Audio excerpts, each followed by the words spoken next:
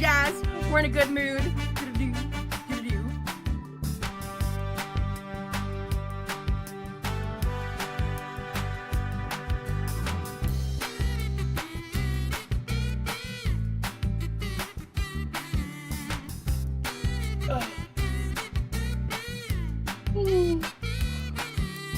So I'm jazzed.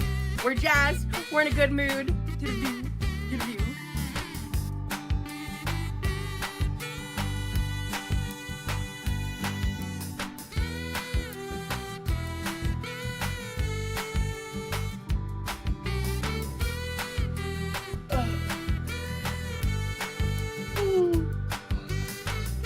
So I'm jazzed.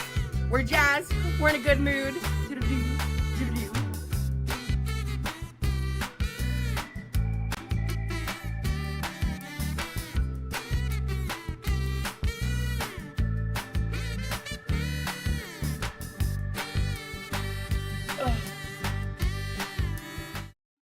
Well, hello again. Good morning, everybody. Good morning, Ricky and Oddball and Grace and Mullen and Twinkerbell and Frump and everybody over on Twitch, YouTube. How's it hanging? Hello, Colleen and Punky and Amish and Emotional Support Muffin. Hello, Hetty and Grumpy and Panda and Cat Lady and Gatno. Hello, Sugar. Hello, Pilfered Potatoes. Hello, everybody. Good morning, good afternoon, good evening, or good night, depending on where you are on this beautiful planet. Thank you so much for joining for yet another ad hoc live stream chat. Rosie has decided to grace us with her presence. She is currently live in It's Tummy Time vibes. Chit-chat vibes. Please take the word vibes away from this person. So we're going to be watching that together. Now, Rosie did put out, I don't know if it was over on Instagram or where, but she did put out a message to say that she was just over it today. She wasn't about it today. She wasn't going to live stream today. And I'm imagining she got a whole heap of sycophantic messages in her chat to say, oh my god, Rosie, it's so sad that your boyfriend's not there. You should come live so we can talk about it. Oh my god, I hope everything's okay. So I'm imagining that's what we're in for. Or to be yelled at. Either way, fun time. So we're going to get straight into it. Hi, my name's Zach. Lovely to meet you. If you're new, and thank you very much for returning. If you aren't coming back, I'm not a mental or physical healthcare professional. Just a guy who loves somebody talks about things on the internet and watches way too much of too many people. Also, not here to bully, shame, hate, harass, or humiliate. Just here to talk about the produced and often not monetized content that was here on this platform. Because it's all about what? Choices. Choices about we say, choices about we put it on the internet. Choices. Now, chat, I have made a choice to have a second coffee. So hopefully that's delicious. But I'm all out of Monster. And that's okay, because coffee's close. So let's go. Hello.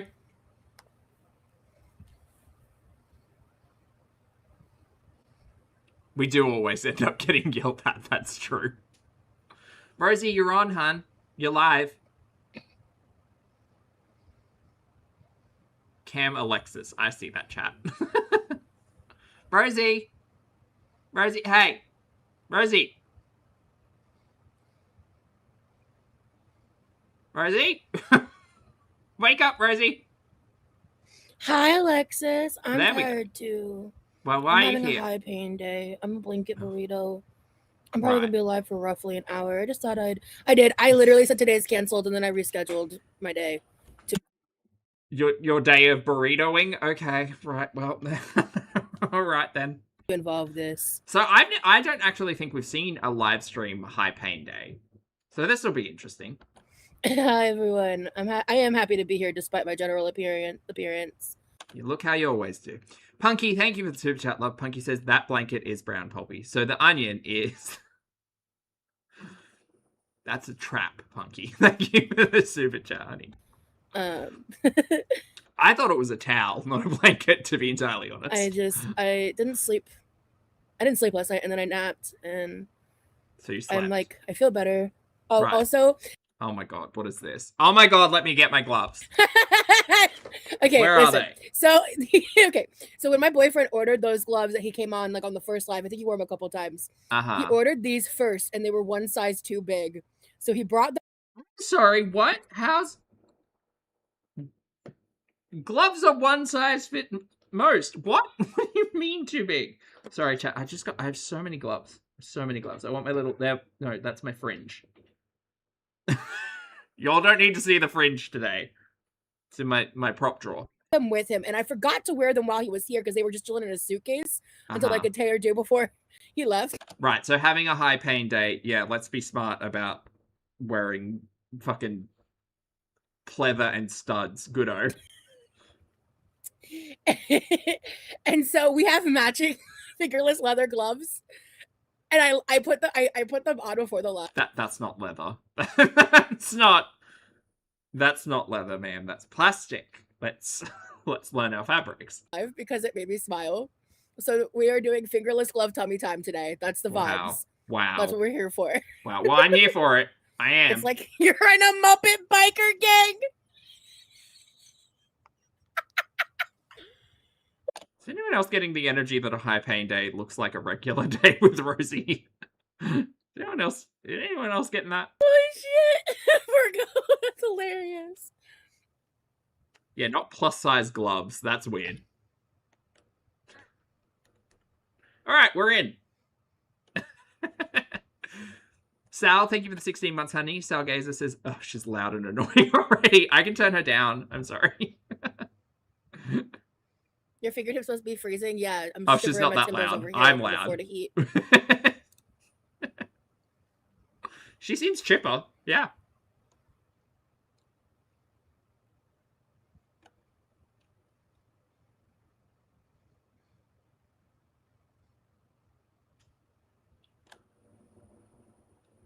Sorry, I'm literally texting 4 people. My apologies. Well, you're on a live, so... Thank you. Yeah, so yeah.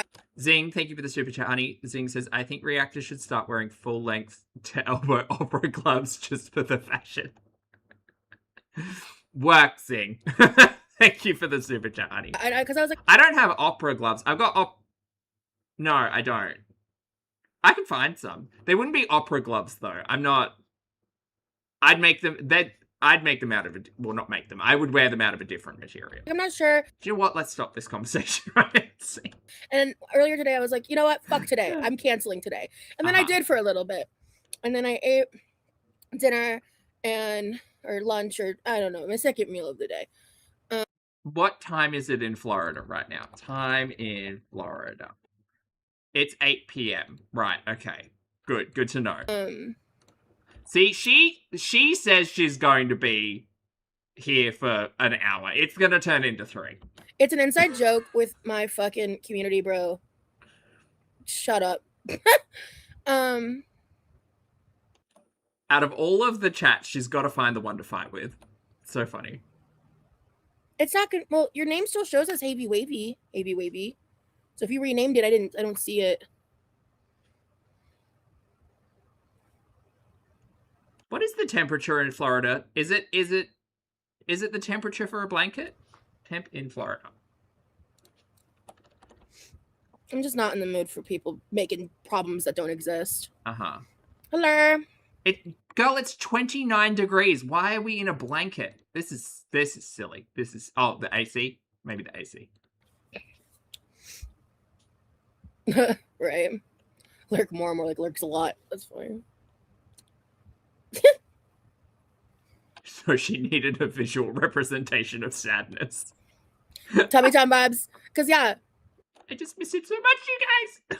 I'm chilling in bed. To me, that means that we're doing a live in my bedroom. That's why I did it. I said last time I did this live, next time I was going to do it, I was going to put tummy time in the title. And that's exactly what I did. So that's what we're here to do. Oh, shit. I need to get to that tonight. Okay, when this live's over, I got to do that. Oh, shit. Okay, I got to do that tonight. Sure. She's very busy. Hi, lurking. Booked and blessed. My room is clean. I need to organize stuff. I haven't. No, not today. No. This is my first form of productivity, which derogatory. I use very loosely. By that I mean I'm here live right now. You people crack me up. Yeah, no. Honestly, like right now, there's just like some miscellaneous things on this table I need to sort through. What I honestly need is like a desk with some drawers. Oh, I mentioned a chest of drawers the other day for storage. Yeah, because I don't have a ton of. I don't own a ton of shit. Like. There is so much clutter in that house. Contrary to popular belief. I really like minimize and like sort through and like donate and stuff. That's a lie. That is a lie. We saw you attempt to do that in that kitchen drawer that one time. Hey Dank, I am very cozy. I'm a blankets burrito. See? This is the vibes for today. This is like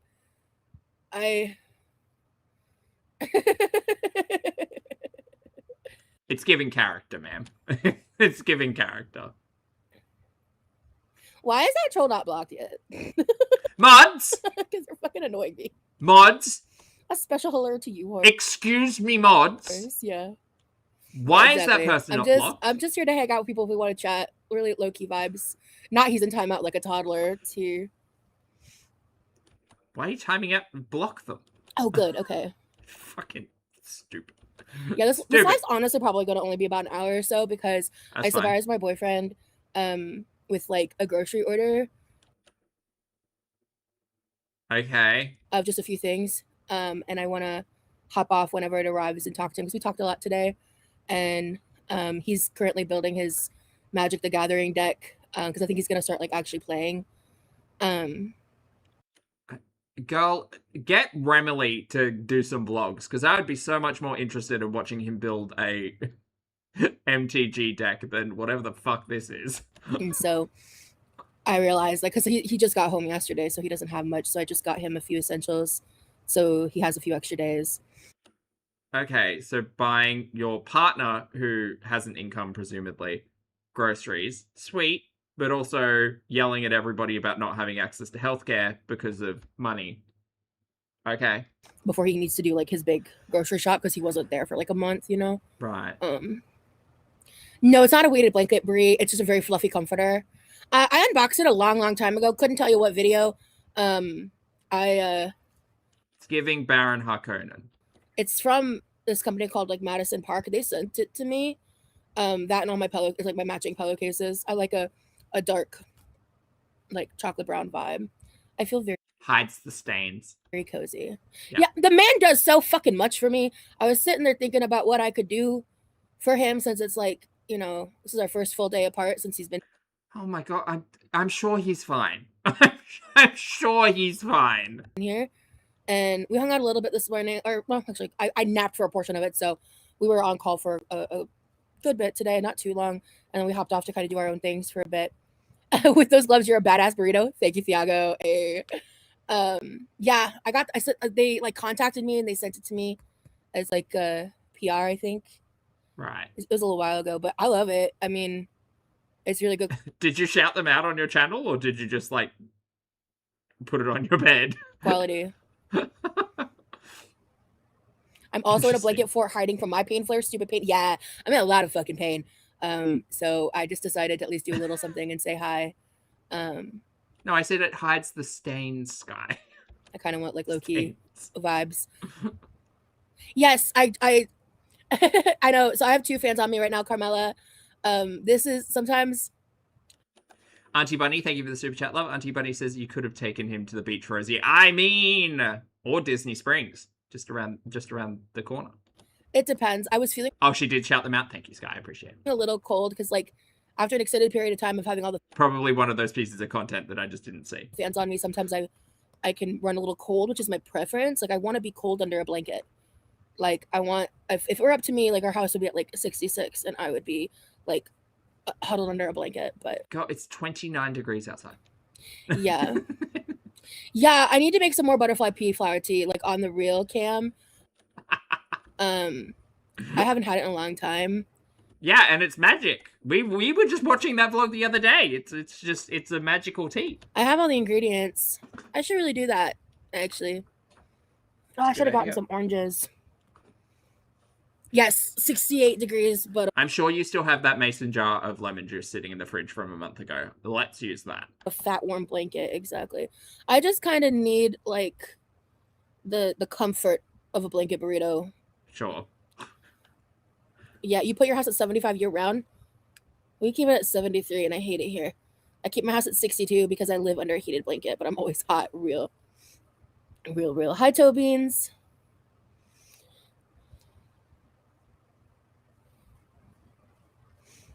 Our power is like so fucking expensive here, bro. Uh-huh. Or utility, whatever the fuck you call it. Electric bill? Yeah. No, I understood you the first time.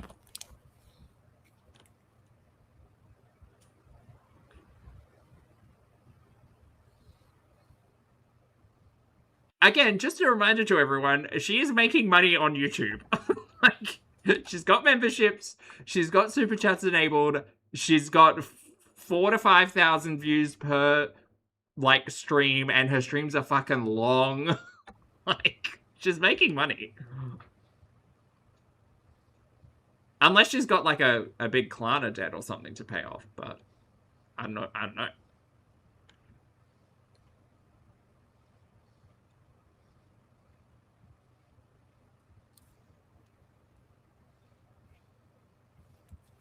Pringles, welcome to the Quirky Crew. Hey, thank you so much for joining. Welcome in, welcome in.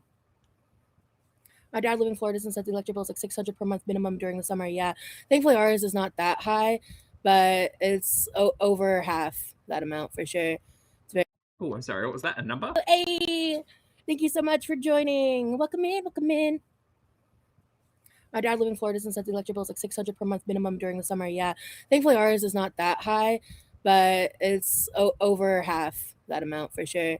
Okay, so it's like the 300 to 400 range. It's very expensive. That's crazy. That's crazy for two people. Yeah, Tobians. I explained at the top of the live. I'll explain it again for people who came in later.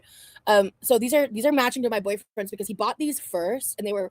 I mean, like running the AC during summer makes sense because it's extremely hot and uncomfortable. I get it, but you know, she was also complaining about the pool yesterday. One size too big for his hands because we. But still, even still, that's a crazy. I mean, they've definitely got at least one deep freeze in the garage, and then the big fridge. Those will suck down some power.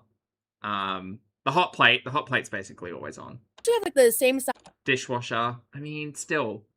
I know Brosy like streams, so I think Brosy has a PC, if I'm not correct. Maybe not, I don't know, but I'm pretty sure I think Brosy has a PC. Guys, hands are just a little scrawnier. But like I'm sorry, did you just refer to your partner's hands as scrawny? So these are matching to my boyfriend's because he bought these first and they were one size too big for his hands. Because we actually have like the same size hands, his are just a little scrawnier. No, she did. Okay. I don't know how I'd feel if my partner called my hands scrawny. But okay. But like, you know, this wise, they're like pretty much very similar hand size. But these were just slightly big on him, and they fit me like a glove. But he, instead of returning them, he was like, I'm just gonna order these and then I'll bring these with me and see if they fit. Because once he asked me if I was interested, and I was like, yeah, I'll at least try. And so I'm probably not gonna wear them like all the time, right? But like Remily really did bring the glove back into fashion. Like it might be something, at least for this corner of the internet, to do fun occasionally, especially like if we're like dressing up for something just to be fun, you know? It's just fun and cutesy, you know? Like I don't know. Like I don't think fingerless gloves are something that like I would have gone out of my way to like wear and buy and stuff. But I think it's cute because my boyfriend wears them. And oh, okay. And yeah, this makes me happy. All right, the personality of a sponge. That's got it. Yeah, I want to do like a full dress up, like we call it like Rocker Rosie. This is too much information. This is your own private role play. We don't need to be exposed to what your each other's pet names. Please feel free to keep that to yourself. Actually, you're allowed to get blocked because you're being a contrarian asshat. So later. Oh, she didn't call the mods. I'm not dealing with assholes. Ooh, that's a good skill. I'm not dealing with assholes. That's the one. There you go, chat. Does anyone need that one? You're all welcome. Very different energy to the the initial thumbnail. Great. Excellent. There you go. You're all welcome. Everyone got it? Just to make sure. Change this. There we go. Don't mind me, chat. We're just gonna wait and make sure everyone's got their copy. Yep, that's good. Contrarian ass $ holes. There we go. Just gotta update the thumbnail.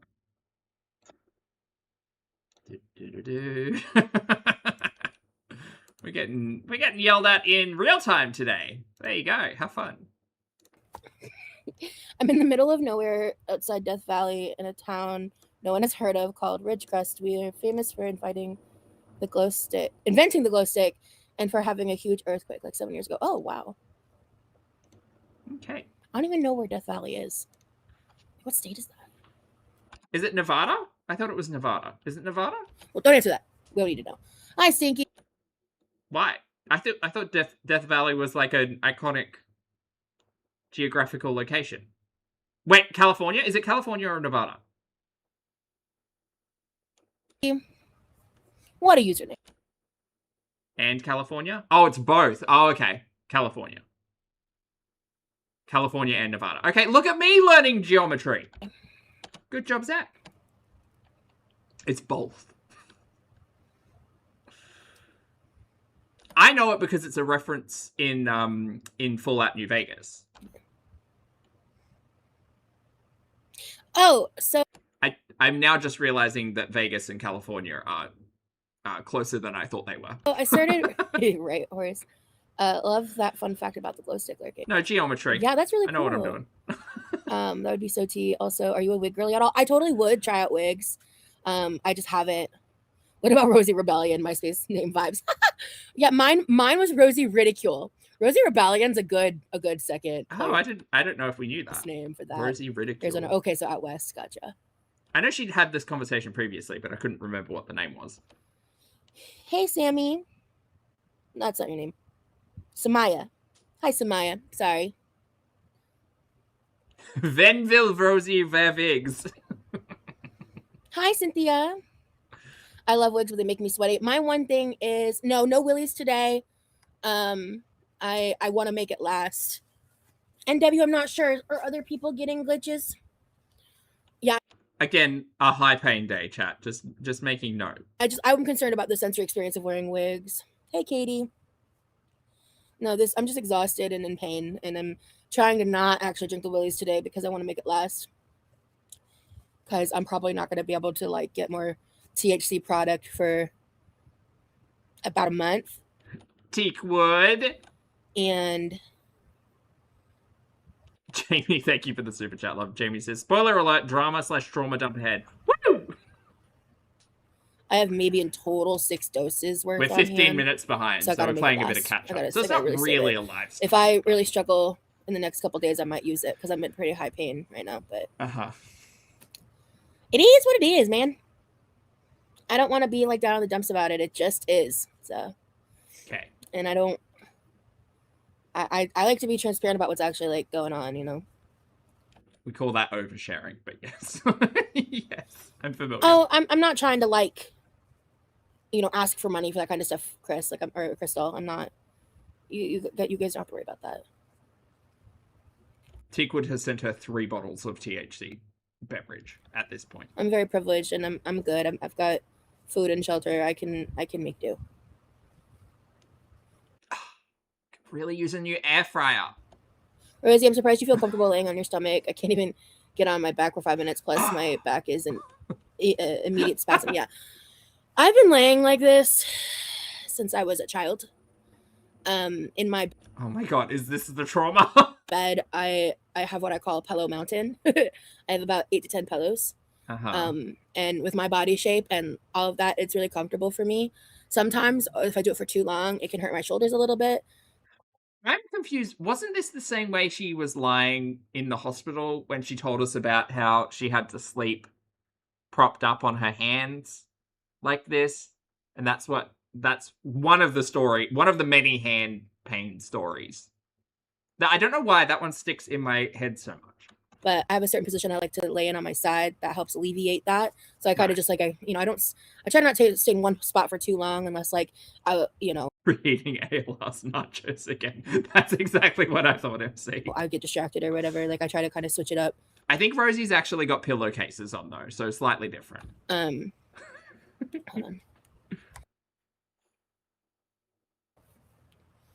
on. The way you say pillow is great. Where does the accent come from? How do I say pillow?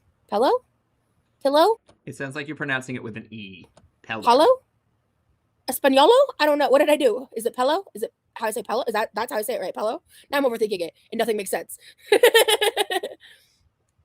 When I have the bubble guts, I love it. That's crazy. Not the real nuggy budgie. Oh Lord. Oh wait, the nuggy budgie. Wait, that's tea, toe beans.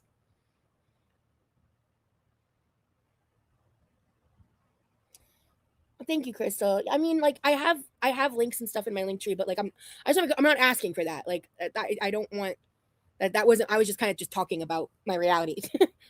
I don't want the drama of that, please. Yeah, it's just pain is hard to deal with. Exactly. No THC beverages on the wish list. Like it started when someone said it in a comment in a live stream, and I think it's hilarious. It's just not that fucking serious.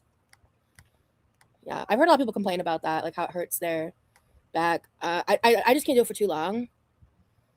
But I don't know. It might change when I lose the weight. I don't know.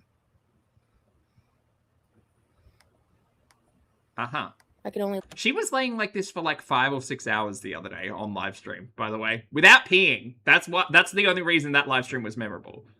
Please don't find my link tree and donate, please. Thank you for the super chat scene. Lay or sleep on a recliner in bed on my left side. It's so tiring. That must be. I'm so sorry, Carmela. She hasn't mentioned the wish list yet. Oh, like P. Oh, I do kind of say it like Pell Grant. I do, don't I? Oh, the more you know. From here, it looks like you're sat up. Yeah, because I'm on a mountain of pillows. It's not all 10 of them, but like I have multiple pillows underneath me right now. That's so it's kind of like Princess and the Pea, but with pillows.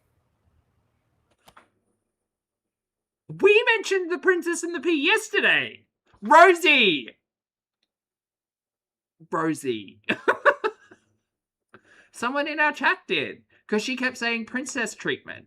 And then someone in the chat made a joke about putting a pea under the mattress. And then I read it out loud. Rosie, yesterday's stream was 5 hours long. Girl.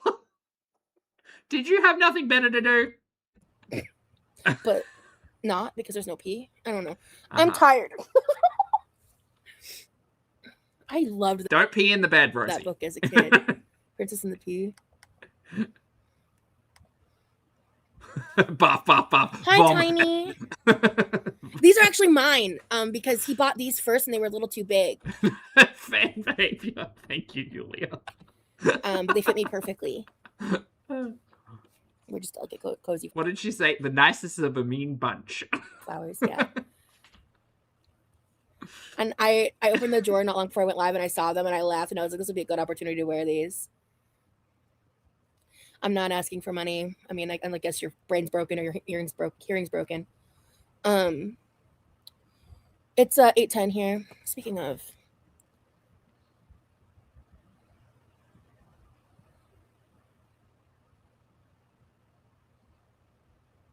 Well, she called his hand scrawny, so that was the word she chose to use.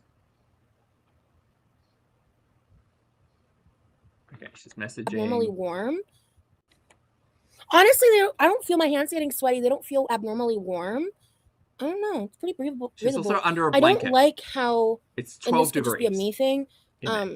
I wish like the pinky was shorter because it feels like it rides up compared to the other fingers. Girl, these were $4 on Amazon. Like, am I buff? If you think one part of the glove is riding up, just take a pair of scissors to it. Suffering a lot. My laptop's been really shitty. So I don't know. Oh, well, someone hasn't bought that wish list laptop yet, huh? I thought Remily was building her a computer. Is everybody having problems or just one or two people? No, YouTube's been stuttering. It happened when we were watching Foodie this morning. Okay, stop buffering for Dynasty. You're not. Okay. If you guys are having problems, try to leave and come back. Like, leave, completely close out and come back. Maybe that'll help. I don't know. I'm sorry. I have a few pair of gloves. They're from Dollarama. The ones for fall. They have an extra layer underneath that you can take it out and wear only the cute cutout ones. I adore them. They're striped. Oh, that's cute, Quinn. I like that. It's been storming like a little bit every day. Okay. That's why she couldn't go to the beach. Hey, Vlad. Good to see you. Cool. You refreshed and everything seems fine now. Not Yolanda Hadid's bowl of almonds. Sorry, I just clocked that. You're using what a username. It's not for me. I think you just got quiet for a second and it did look paused, but your eyes were moving. Gotcha. Okay. Gotcha. When I was so still, people thought I was buffering. So something really interesting happened yesterday. Okay, so Jamie has given us the heads up that this is a bit of a trauma dump. So heads up, chat. And I thought I'd share it. I also just got permission that I can talk about it, or not permission, but I just checked to make sure it was cool. Something about Remily? I had a really, really interesting long conversation with someone privately. Okay, not about Remily. God, why do we need to know? Fawn, thank you for the super chat, honey. You didn't leave a note, but if you would like to say anything, just feel free to tag me. But thank you very much for the super chat. I appreciate it. Her name is Sumi Sucks on Instagram. I'm sorry, who? With someone privately. Her name is Sumi Sucks on Instagram. Sumi Sucks? And she's someone that, like, after the doc, went to Stefan's house, which I have a lot of opinions about, and I told her all of those opinions. Oh my god. Rosie, you're not involved! You're not involved! You didn't go to paradise, you've never met these fucking people, you were on for 90 seconds on a documentary and they called you a feederism expert. Get out of people's DMs! Just stop! Stop! Why? Why? And I had a conversation with her, like a lot about feederism and different stuff last night, because she's like an active model. And did you kick in their door? Did you say, let me DM first? I bet you did. Clever, thank you for the super chat, honey. Clever B says, I haven't watched Rosie for long, so I'm curious. Don't worry, me neither. It's been less than a year, so. Has she always been this damn rude to her audience? From what I can tell, yes. I might be wrong, but I think that Rosie's always been. At least, look, Clever. Hold on, I answer your question. Like, even over minor things, yes. So, very similarly to the rest of the girlies, like, their produced vlogs and stuff is a very, like, if you go back and watch the retros where we watch Rosie, it's quite a different energy. There are similar elements, like, there'll always be something very dramatic, there'll always be some kind of, like, hyperbolic, like, trauma, like, there'll always be something, like, big and sad and, like, emotionally uncomfortable as an audience member, at least for me, to watch as part of the vlogs. But no, in the live streams, it's easier to see how similarly they collectively treat their audiences, because, like, Rosie will often say, like, I don't take anybody's shit, but she will laser focus in on someone being a troll in her chat, like, instead of learning to just not engage. And that's kind of the issue with all of them. Thank you for the super chat, though. And Lily, thank you for 4 months. Lily says, do we get a free lentil loaf for 4 months? No, but I can tell you the recipe. Happy 4, honey. I appreciate it. Oh, sorry, did I miss Fawn? Fawn, did you tag me? Oh, how do I tag Pulpy? I'm such a boomer. Hit the @ symbol and then type in my channel name and I'll see it. But it's okay. Someone will draw attention. If you just type in the chat, someone will let me know. Sorry, okay, back to trauma. She is affiliated with Stefan, which I told her exactly how I feel about that. Okay, again, did you engage this? How did this conversation start? Did you just see them on Instagram and decide to dump into their DMs? Because that is very rosy-coded. Can't leave a thing alone. But in that conversation, something I haven't talked about publicly is I want to say probably a few weeks ago, someone texted me and informed me that Stefan took my quote from the trailer, made merch into it. Oh yeah, someone mentioned that in the chat the other day. That Stefan was making merch with Rosie's quote on it. I didn't think that was news. Is that new? Okay. And has been selling it for weeks now. Yeah. And so I told her privately how I felt about that, because I kept that to myself, because I don't want drama. I don't want to engage with the sorry, Paradise people. You don't want to engage with the Paradise people. Weren't you in Zio the Dreamer's chat like 3 nights ago while Remily was probably asleep next to you? Oh, but you don't want to engage. You don't want to engage, but you paneled up with them. And then made your peace. And then you paneled up with the victims of Stefan and the Paradise nonsense. And then tried to argue all of that bullshit. And now you're sliding into strangers' DMs to give them a piece about your opinion of all of that and their feederism content. Girl, how the fuck how are you this involved? How How are you this? You need to log out of Instagram, I think. I think you need an Instagram and a TikTok like detox. I think you're too involved in other people's nonsense. But okay. She does not live in the same reality as we do, no, but she's kicking in other people's doors. At all. Like him and the people that have been like that were like attacking me and stuff in his community. You were trying to be friends with them in that panel stream, girl. And okay, all right. No, we're gonna listen to this. I'm just gonna. Oh, Fawn tagged me. Oh, I'm so sorry, Fawn. What did Fawn say? Oh, Fawn, I was trying to say that my super chat that her gloves are giving Weird Al Yankovic. I could see it. Yes. No, niche reference, but I get it. It's a good one. Thank you, Fawn. I appreciate it, love. Brian, thank you for the super chat. Brian says, just finished the Slop Dog replay. Good lord, my stomach. Thank you, honey. Thank you for getting through 5 hours of Slop Dog.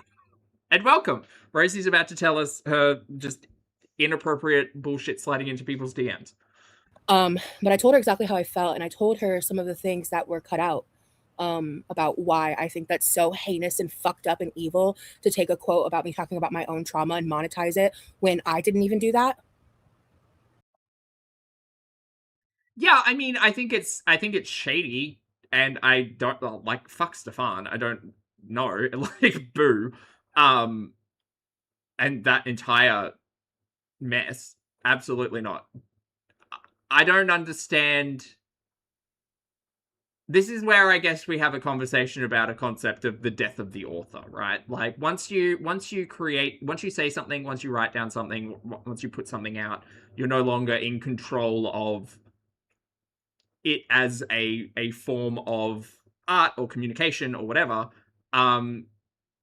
So do I think it's shitty to take someone else's quote and make merch out of it? I mean, I think it's lazy. I think it's boring. I think it's uninspired. I think Stefan as an individual is not good. Do I think it's traumatic? No. Like, in this instance, where we saw 90 seconds of Rosie complaining in a docuseries, I know that Rosie's perspective on this will be different because she spent 8 hours trauma dumping to a HBO producer, and that's where they got the soundbite from. But like, it's a soundbite on a trailer. Outside of how it was a personal response to her trauma dumping, fuck, no one cares. Like, who cares? Who cares? Who cares? Like, you decided to say things, they decided to edit it, someone else decided to put it on a t-shirt. Like, do I think this is a big deal? Absolutely not. Absolutely not at all. No one cares. I think that is diabolical. I think that this is hyperbolic and overreactive. I don't think this is diabolical. I don't like Stefan. I think that he's a fucking weirdo monster, and I don't. But I mean, this is an argument. This is as like a concept. I don't. Who the fuck cares? Like, who cares? How can I downplay her malingering like that? Who cares? Girl, who cares? Make your own merch. Actually, and disgusting. And I told her all of that plus a lot more. Right, sure you did. I'm still asking whether or not this person DM'd you or you DM'd them, because I think I know how that went. Belle, thank you for the super chat, honey. Belle says she's just mad that he thought of it first and she isn't making any money. No, because it's traumatic for her and she would never do that. Thank you, Belle. Auntie Bunny, thank you for the super chat too. Auntie says, only Rosie can monetize her trauma. It's so fucking dumb. It's so dumb. It's just dumb. It's dumb and who cares? And within an hour, she got him to basically pull the merch from his store. And because he didn't use my face, he used like a random figurine of a plus size woman. And I guess he's planning to address that. Oh my god, who the fuck cares? At some point, I don't care. I'm not watching. I'm not a Does anyone care? Does anyone have any like deep, passionate thoughts about this as a topic? Does anyone does anybody care? Like, fuck Stefan, but does anybody care about the concept of taking someone's quote as a hook from a fucking trailer and putting it on merch? Does anybody care? Zing, thank you for the super chat, honey. Zing says, dire in the Chantal sense, fucking follicle. Like, I don't know, man. I don't think this is worthy of a traumatic response like this, but affiliated. I think my opinion of him doesn't fucking change. But I didn't want to address it while it was still available for purchase. But I'm just really glad that I don't know Sumi super. I think a more like fun way of handling this was that if Rosie found out that that was what was going on, she should have done her own merch. Like, who fucking, like, I'm not trying to be insensitive. I'm not, and I truly never try to be insensitive, but the way that this is so dumb, the way that this is so dumb, because, like, I don't agree. Like, I don't think it's a good idea to do that from Stefan. And again, Stefan's a fucking idiot monster. I don't enjoy that at all. But the fact that Rosie's sitting here and crying about how traumatic it was because she said words in a trailer, like, oh, but you don't know what story that was relative to, and that it's words you said on camera, babe. Like, if you're comfortable enough to trauma dump it in front of a camera, expect other people to talk about it. This has always been like Rosie's problem, is that no one can take the things that she says and does and turn the back on her and question them and not use them against her, but like use them as criticism or evidence. And I know that that's not what Stefan's doing. Stefan's just trying to fucking sell a bit of merch out of fucking the most quotable shit about a documentary that did not show him in a good light. So none of that is a smart decision, by the way. Like, it's only drawing more attention to the bullshit that he practices. But this is not a conversation about Stefan in Paradise. This is a conversation about Rosie's nonsense.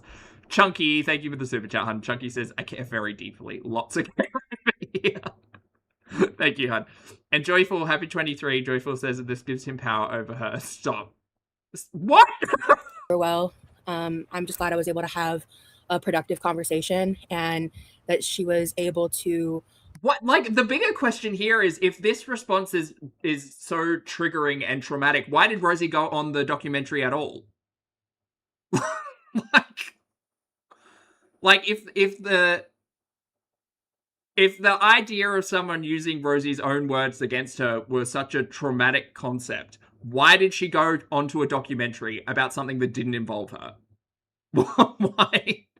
Why engage in any of that conversation if you're potentially going to be triggered and re-traumatized?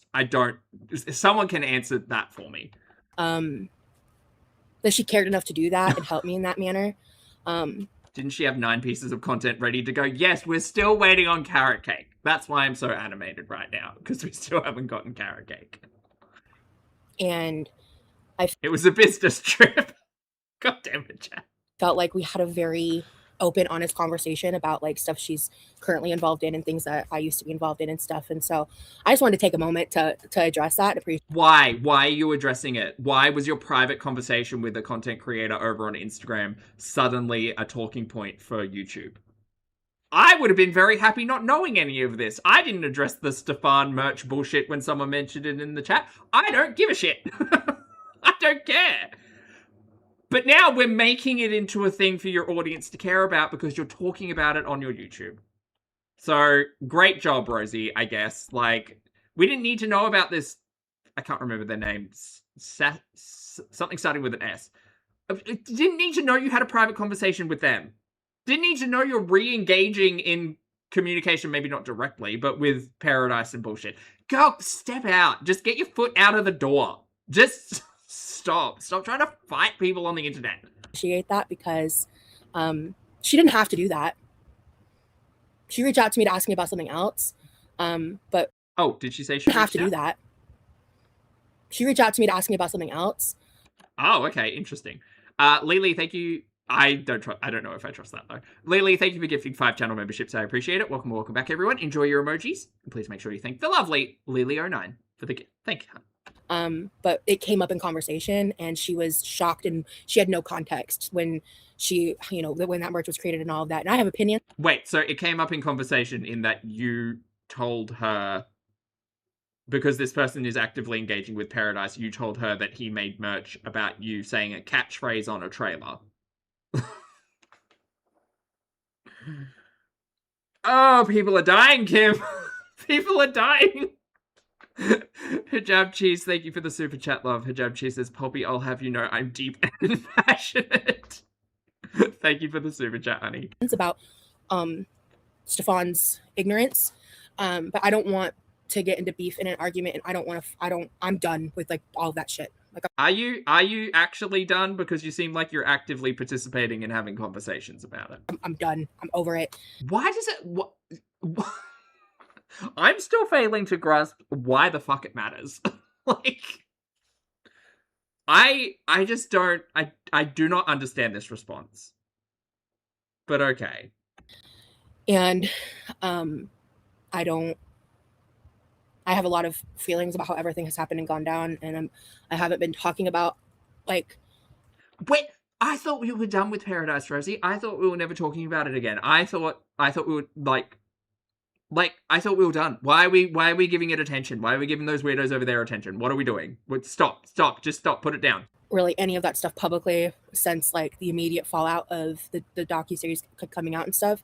Do you mean, again, when you paneled up with the Paradise people to try to understand their perspective and have a chat about everybody deserving peace and all of that, and then literally the next day going on live with the victims of the Paradise situation to try to argue your case? Girl, step out.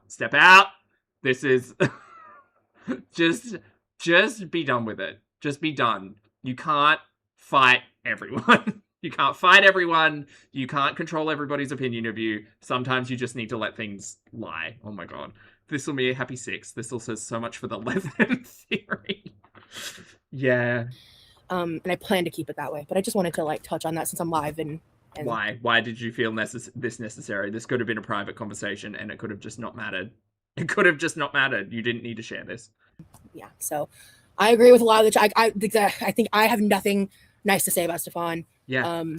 And I'm just really grateful that this person who has opinions and beliefs and does things that I don't agree with, and I've told her so directly.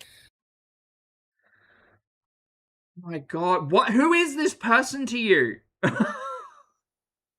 is this person to you? Was able to just kind of see me for who I am, and this is very different. Me being critical of Rosie's content, I am an avid audience member and viewer of Rosie nonsense, right?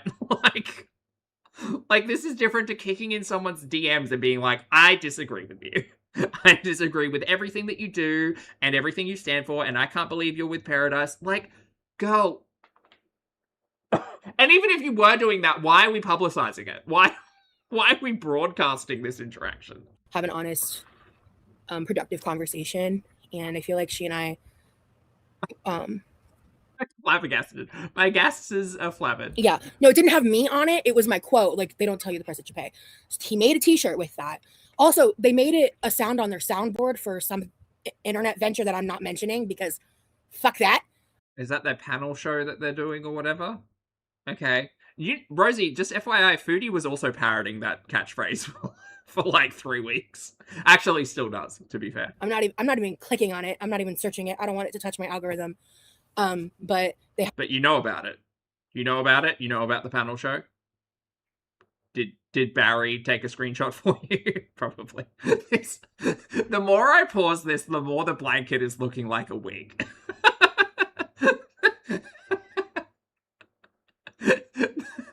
The blanket is getting very wiggy. Had a soundboard. She looks like she's from Fishtail. No, Shark Tale? Was it Shark Tale? The one with Will Smith, who did the voice of the fish. Do you all see it? And Christina Aguilera is the... She looks like She looks like she's from... No, it was Fishtail. It was Fishtail. Yeah. Did you see it? No, was it Sharktail? Sharktail. Did you see it though?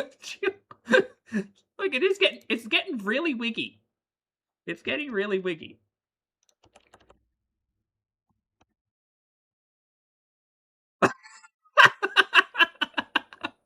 Yeah, with the studded gloves. Wait, it was Christina Aguilera and was it Missy Elliott? Or am I thinking of something else? Was Missy Elliott in Sharktail?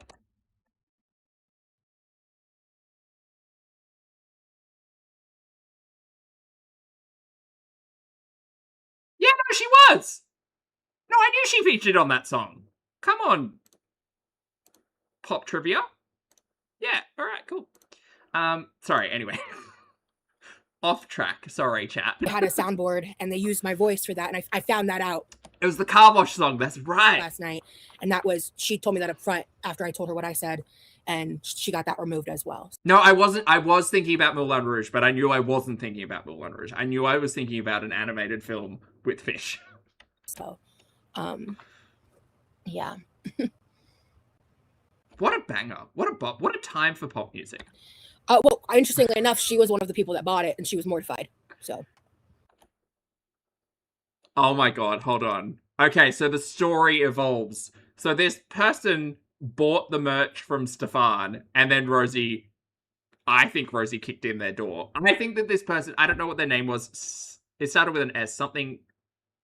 It started with an S. God damn it. I think this person... Okay, here's my headcanon. I could check, but I can't be bothered. My headcanon is that this person put out like an Instagram story of them wearing the merch from Stefan's. And it sounds like this person is a fan of Stefan or like involved in Paradise somehow. So there's that. Probably went on stories or something wearing the merch, and then Rosie saw it because they DM'd in the past and was just like, how dare you? That's my headcanon for how this interaction went down. But, I mean, I wouldn't have that headcanon if none of this was shared. Well, so. Sumi sucks? Yeah, it was something sucks. Yeah. Sumi socks? Well, interestingly enough, she was one of the people that bought it, and she was mortified. So. There you go. Yeah. Right. I met men like him, and they're so creepy. I'm not... You just know that DM was like 7 paragraphs of Rosie being like, I hope you're happy. Don't you know I sat in a fucking chair for 8 hours trauma dumping to producers, and the reason why I said they don't tell you the price that you pay is because here's my 8 years of being feeder stalked on the internet and groomed into bullshit, and oh my god, you just know that was like 8 paragraphs long. Gonna sit here and get into a whole fucking novel in that DM. A huge like shit talking bash about Stefan. That's not the point of this, but was there a point to this? Yeah. Was there a point? Yeah, it was like, he really did do that. He does still make fun of me and talk about me. He recently tried to use something I say to like demonize someone else when I was talking about shit that I probably just shouldn't have said anything about, but why are we having this conversation? It had nothing to do with him, and he's creating more. I made such a massive mistake. Just in so many ways, girl. So many ways. Like, I maybe would have taken more than 30 seconds to think of whether or not going on a docuseries such as this was a good idea. But, I mean, Rosie loves the spotlight, so... By speaking to him when I... Well, that too. I mean, I think it all kind of started in the docuseries stuff because that kind of closed the gap in terms of how closely featured both individuals were. But then, yeah, no, definitely a mistake going on that panel. Definitely. Did. It was such a big mistake, and I had no idea how big of the ramifications would be. I mean, if you'd taken 30 seconds to think about the possible ramifications of engaging with a terrible monster like that, who literally had a documentary series, a mini-series built around the weird shit going on at his house, maybe we should have taken 30 seconds to think about. And I know Would you say you didn't know the price that you'd pay? Batty, you can't say that. That's traumatic. I've already apologized, and I know I've already said I regret it, but Okay. Plummy, thank you for the super chat, honey. Plummy says this is the worst Jedi Council meeting ever. yeah, he turned me talking about my trauma. Because by the way,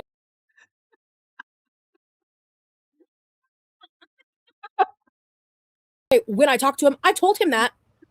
Thank you for the super chat. So he can feign ignorance all he wants, and he can continue to gaslight and do whatever. But he knows. He knew.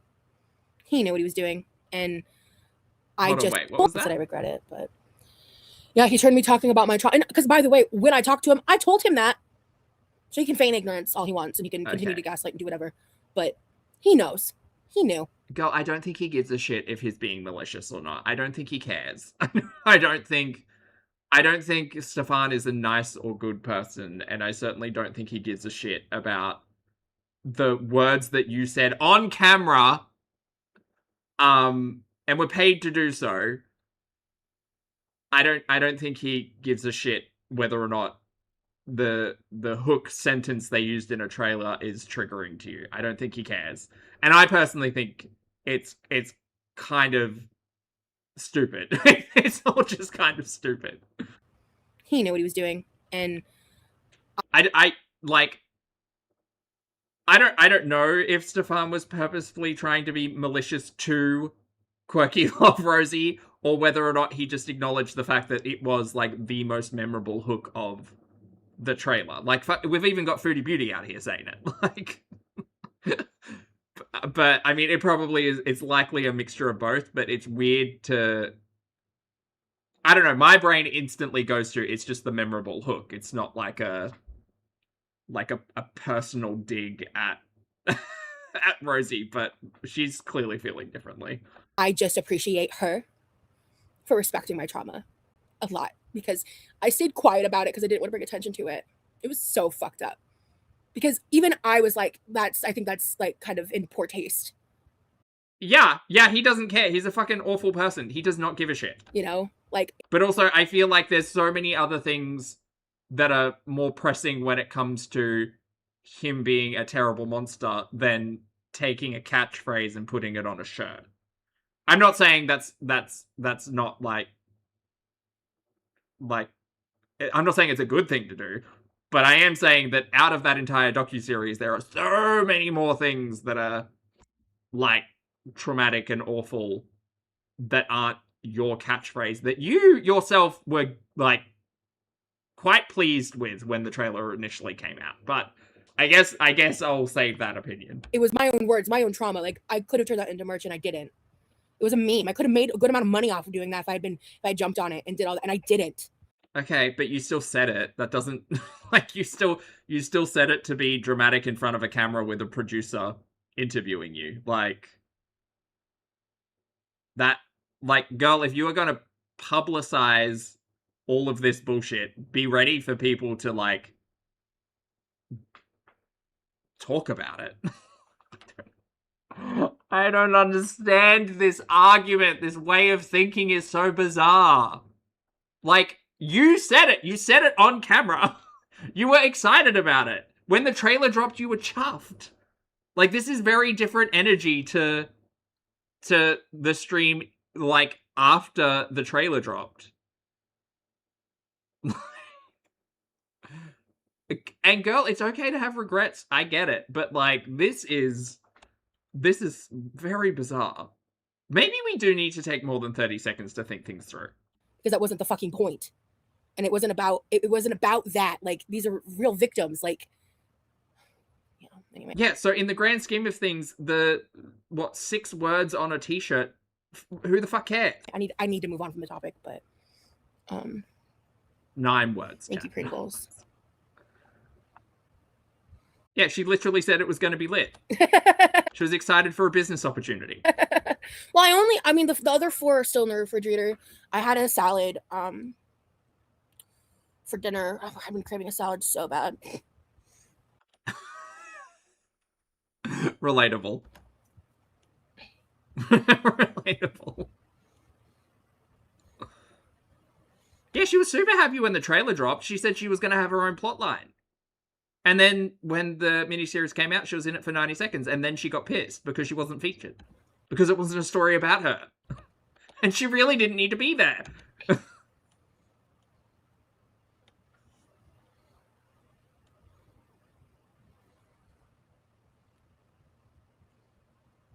Yeah, probably orange. You're probably right. And that's the problem with giving it attention, right? Like, yeah, the Taylor From stuff is so annoying. No, that's why, like, Fresh Express is safe, and I actually called ahead and I asked where they sourced their salad from, and I double checked it and it was safe. So, well, that's true derogatory. Yeah. oh, gotcha, Dank. No, I mean, it was like I was going all out for those, like, retro style. Oh yeah, my glasses. I'm just not gonna put the chain around my head because I'm in bed and it gets behind my neck in a way that I don't like. That's why I was saying, like, it'd be cool if I could get like something like this as like a dangle without the chain option. Because sometimes I want the chain, like when I'm out about doing stuff, but like if I'm chilling in bed, I still want the look. Because I always put this behind my bed or behind my head unless I'm in bed like this. But I know. That's factually incorrect. Well, that's the thing, Tobin. You just have matter. to do your research and like trust it. Oh shit. Oh, I might be ending the live here. Hold up. Oh, nope. Nope, it's still going. We are very far behind, chat. We're 30 minutes behind. You know me. Can't shut up.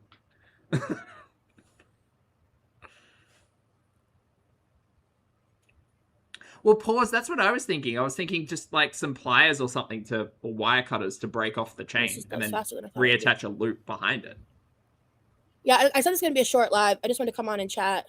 Okay. I said it earlier. I ordered him some essentials so he could take a few extra days before needing to go do the big grocery shop, and they just arrived. So I want to video chat with him because I miss my boyfriend. You guys got me for 4.5 hours yesterday. I almost didn't go live at all because this is all I could do. She's still live. Sorry, chat. Well, we'll see. He hasn't opened the text yet. If he wants to delay the call and he tells me that, then y'all get me longer. So we'll see what he says. If he says he's ready, then again, just a reminder: high pain day. We open this stream as a high pain day. I'm going. Peace and love. I miss my gift of the gap. Thank you, Metaphor. Mans. What can I say? Hi, Anya. I told you all that like I didn't start talking until I was like 4. Yeah, I always joke that it's me playing catch up because I was so quiet as a kid, and then I just had to catch up, so I just can't stop talking. Blah blah blah. Scar, thank you for the super chat, honey. Scar says, let's be serious, why Roz is upset. She really thought the documentary was going to be sharing with the world her traumas 100%, but channels are bad for evidence. Thank you for the super chat, honey. I appreciate it. Yeah, HBO was just cherry picking. Thank you for the super chat, love. It's good to see you today.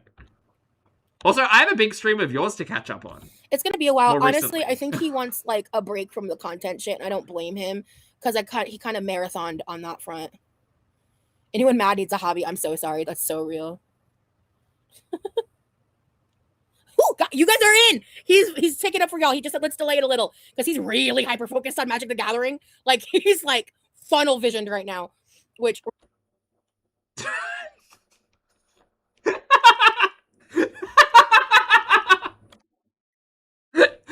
Say it again. Say it again. The phrase, I believe, is tunnel vision. I'm sorry, he's what now? Really hyper focused on Magic the Gathering. Like he's like funnel visioned right now.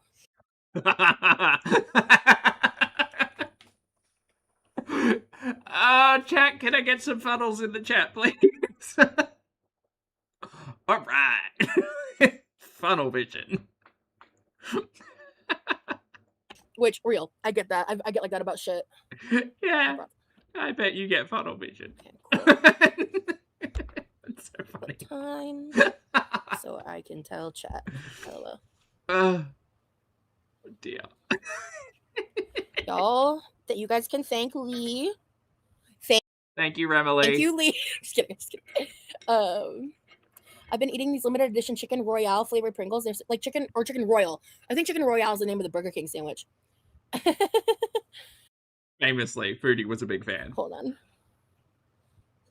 Okay, cool. So about 35 minutes. Perfect. Libetes, I would love to see a vlog from Remily to discuss like his Magic the Gathering deck. I wanna know strategies. I wanna know if it's Commander. I wanna know like his favorite colors. I look, I love watching new content. Les, thank you for the super chat, honey. Les Tube says, someone quick put it on a shirt. Don't give anyone ideas, Les. Perfect. I'm down because that was a little earlier than I expected. Oh no, YouTube broke. I'll There we take a go. picture of chat. Hold on. Not worth third wheeling.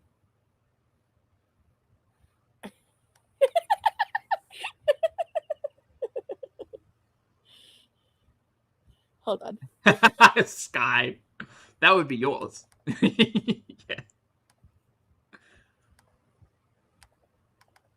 I've never played Magic, no.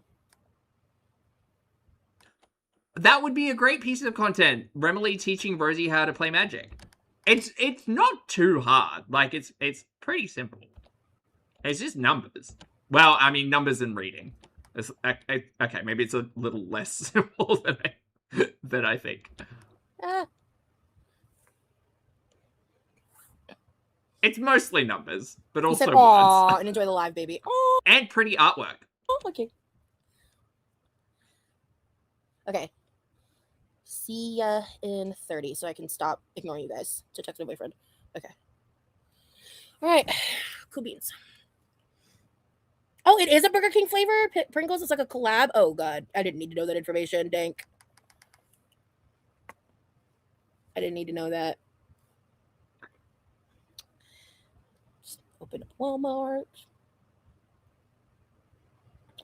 Wait, what are you ordering at Walmart? They actually did. Chicken. Oh, we're buying chips. Royale. Right, okay. Pringles.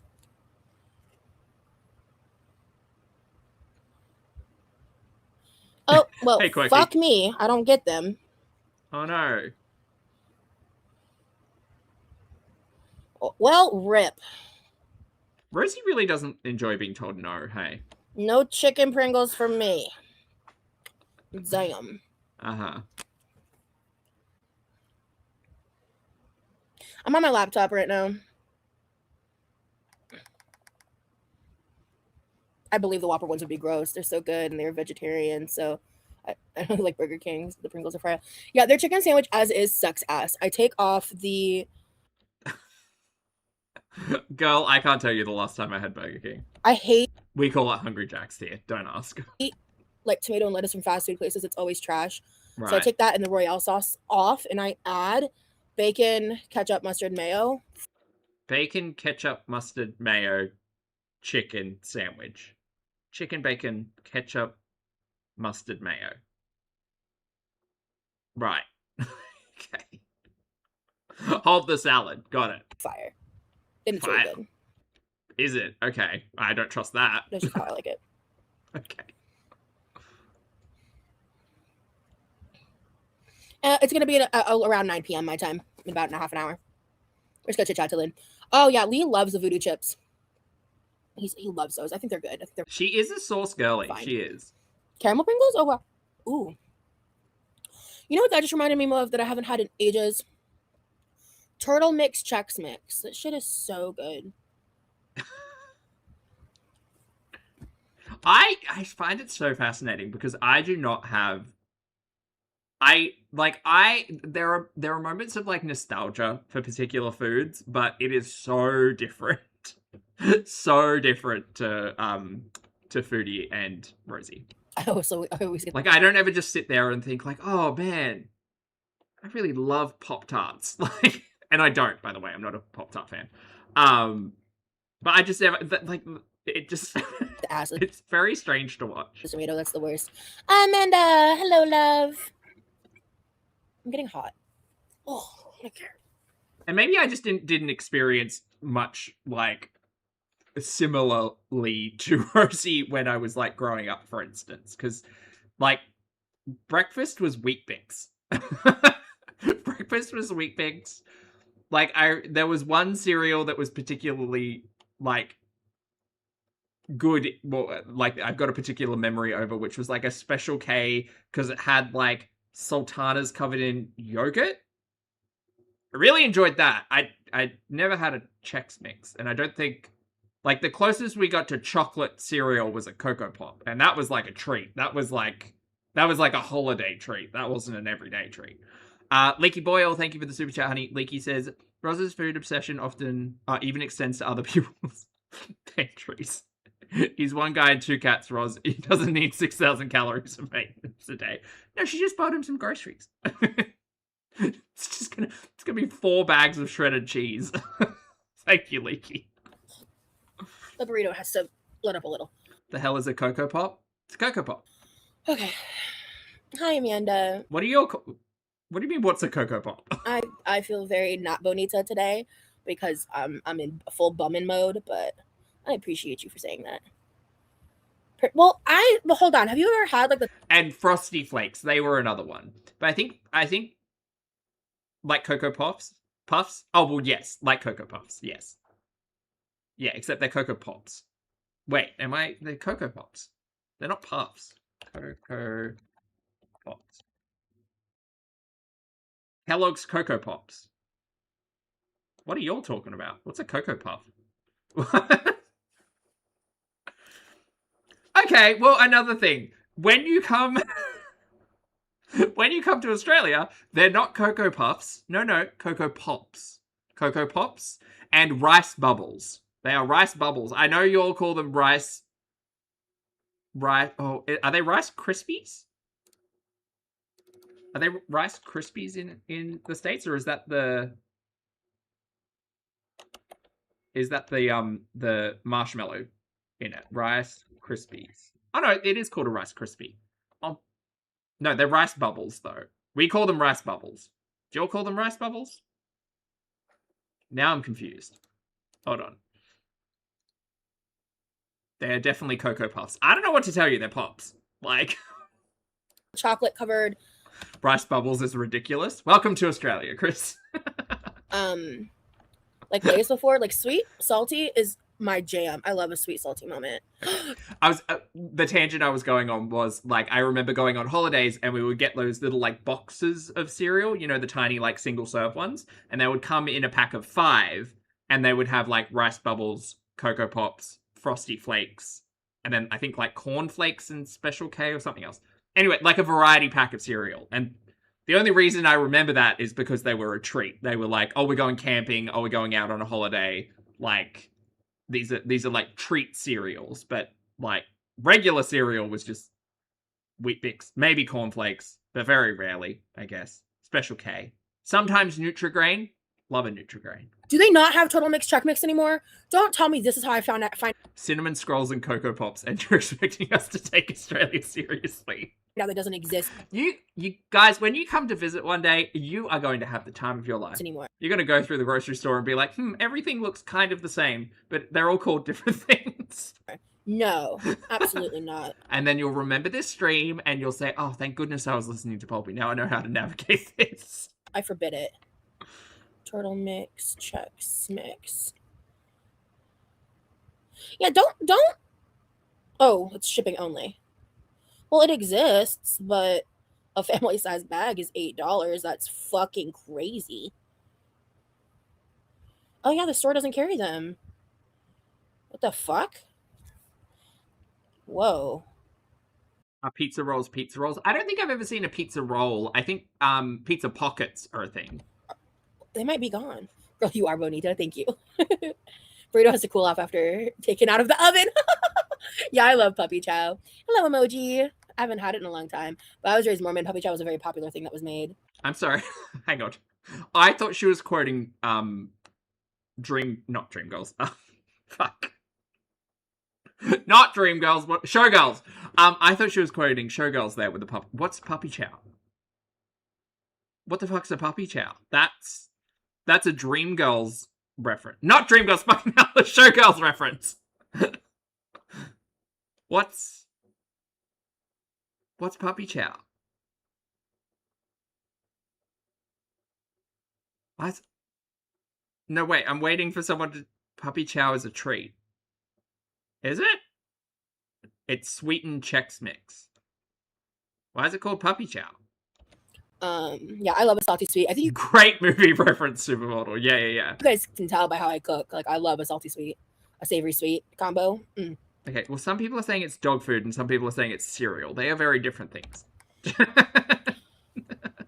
Oh, well, yeah, gotcha. I'm so tired That's Doggy Chow. Oh, is Doggy Chow the reference? because I'm marathon training right now. Congrats. That's Oh, I mixed up puppy and Doggy Chow. Oh, okay. Well, don't do that when you're grocery shopping. That's hard work and dedication. And I have to run 10 miles every day, and I can't eat any chocolate or sugar, and it's getting to me real bad. Really? I thought when you would know way better than I would. I thought when people were doing that kind of training, well, hold on, wait. What is this conversation? I've got to pause the cereal debate. it was a very popular thing that was made. It's also called Muddy Buddies. That I don't like those two words next to each other. Yeah, I love a salty sweet. I think you guys can tell. That sounds like that sounds like a two girls one cup or goatsy situation. You know, like that sounds like something you tell someone to Google in high school to traumatize them. Muddy Buddies doesn't sound right. By how I cook. Like, I love That doesn't sound right. a salty sweet, a savory sweet combo. Oh, Tell me I'm wrong though, chat. Tell me I'm wrong.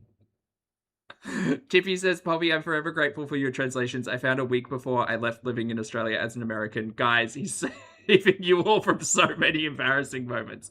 See, Tippy understands. Thank you, Tippy. well, yeah, gotcha. I'm so tired because I'm marathon training right now. Congrats. That's hard work and dedication. Oh, marathon. Okay, that's where we're at. And I have to run 10 miles every day, and I can't Okay, Mr. Christmas Poppers. eat any chocolate or sugar, and it's getting to me real bad. Really? I thought when you would know way better than I would. Party poppers and Christmas crackers. They're different. They're different. I thought when people were doing that kind of training, well, Okay, Rose is going to educate us on marathon training. 1, you're up. I've seen a lot of people when they do a lot of that kind of endurance training, they eat a lot of like carbs and some sugary stuff. Is there a specific reason you're doing zero sugar? I am actually like asking out of curiosity to kind of understand and maybe obtain some new knowledge. Sure, yeah, that's going to happen. I'm doing okay. My voice is deeper. You think it is? I mean, honestly, I'm not like sick. I'm just like in a lot of pain and trying to not think about it too much. Yeah, high pain day. Chelsea, thank you for the super chat. Love. Chelsea says, as a person 32 days out from a marathon, I need everything that I want. Chelsea, good luck with the marathon, honey. Also, 32 days, that's coming up quick. Thank you for the super chat. Which is why I'm in bed. When I do maybe that person's trying like no refined sugar or something. I don't know.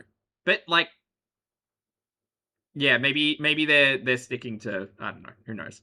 Rosie found it interesting. Sugar, it helps me have less stomach problems. Okay. But I do eat a lot of carbs. Okay, because yeah, okay, fair enough.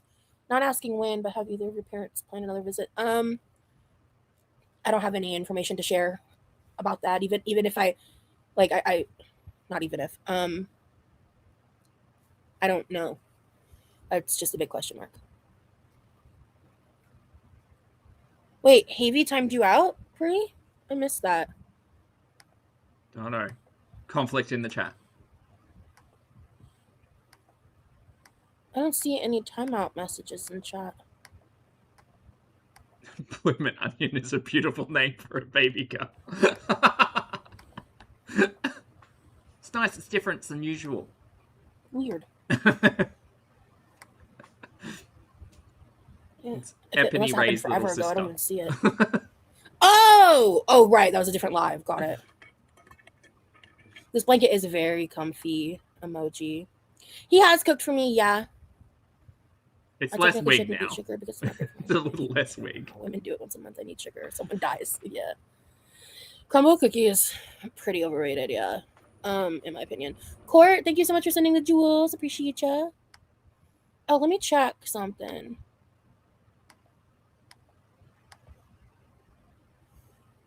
Yeah, By the way, out. just a reminder, if you'd like to hit the like button while we're hanging out, feel free. Just down there, give it a high five. You know what? Here we go.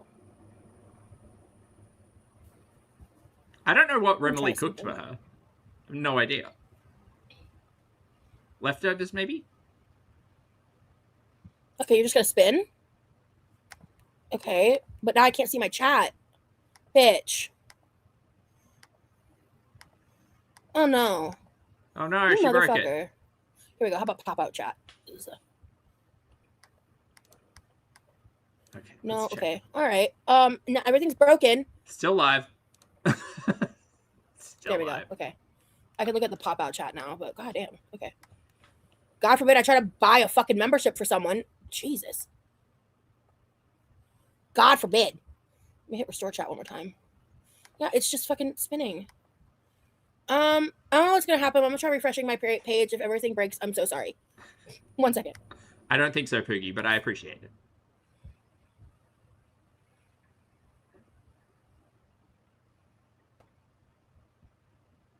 God forbid I try to buy someone a membership. Holy shit.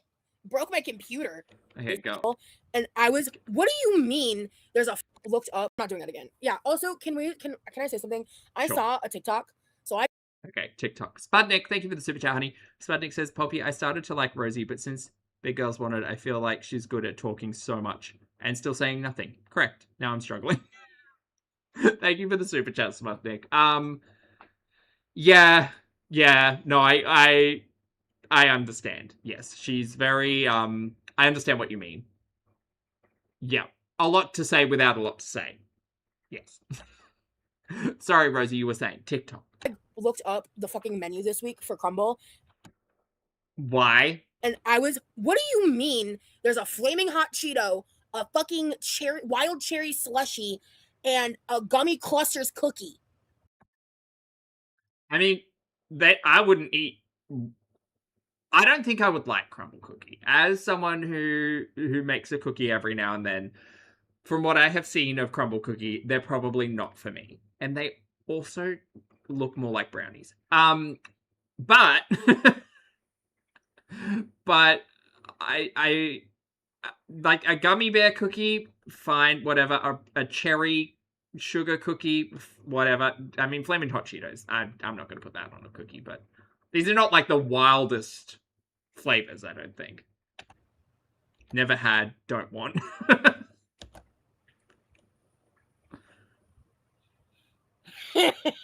More like cake. Yeah, they seem really like moist, but not in a good way. In a like, that's just oil and flour kind of way. Or sugar, because I know there's a lot of sugar in a crumble cookie. We had this conversation with Ambi. The fuck?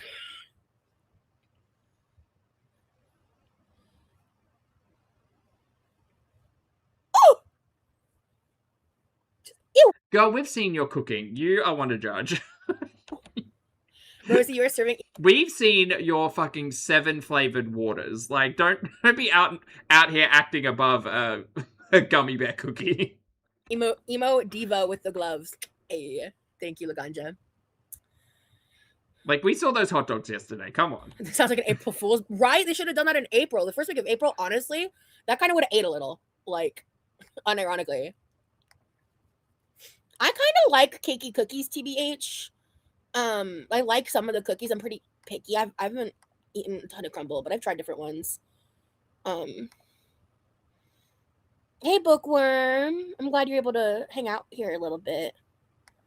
I think a lot of it's just like gimmicky marketing shit. That's kind of the whole.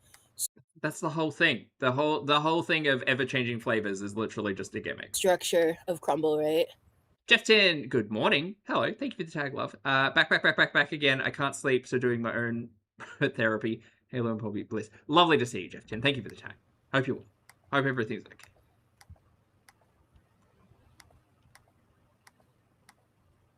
I do like to. I need to journal a little bit more, actually.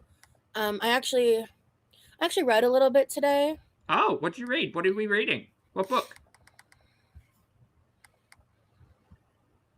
Or was it like... I hate hot Cheetos regardless, but on a cookie, at every video I've seen of it, everyone hates it. Yeah, I see. I'm a can, chewy. I can understand why. Really, I'm a chewy cookie girl, not a crunchy cookie girl. Okay, well, I'm pretty sure crumble cookies are neither. Yeah, I'll show you which one I started, Barry. It was one of the ones you They just like disintegrate. recommended. I had heard about it in the past. Oh, lotion, nice. I'm on book 6 at the moment, I think. But I never read it. I'm 70% through book 6, and I've spent like 3 days reading it. It's crazy. The other one I'm not gonna say. I'll save that one for the vlog. And then there's another one I have, like, so a total of 3. But the other one, Lee took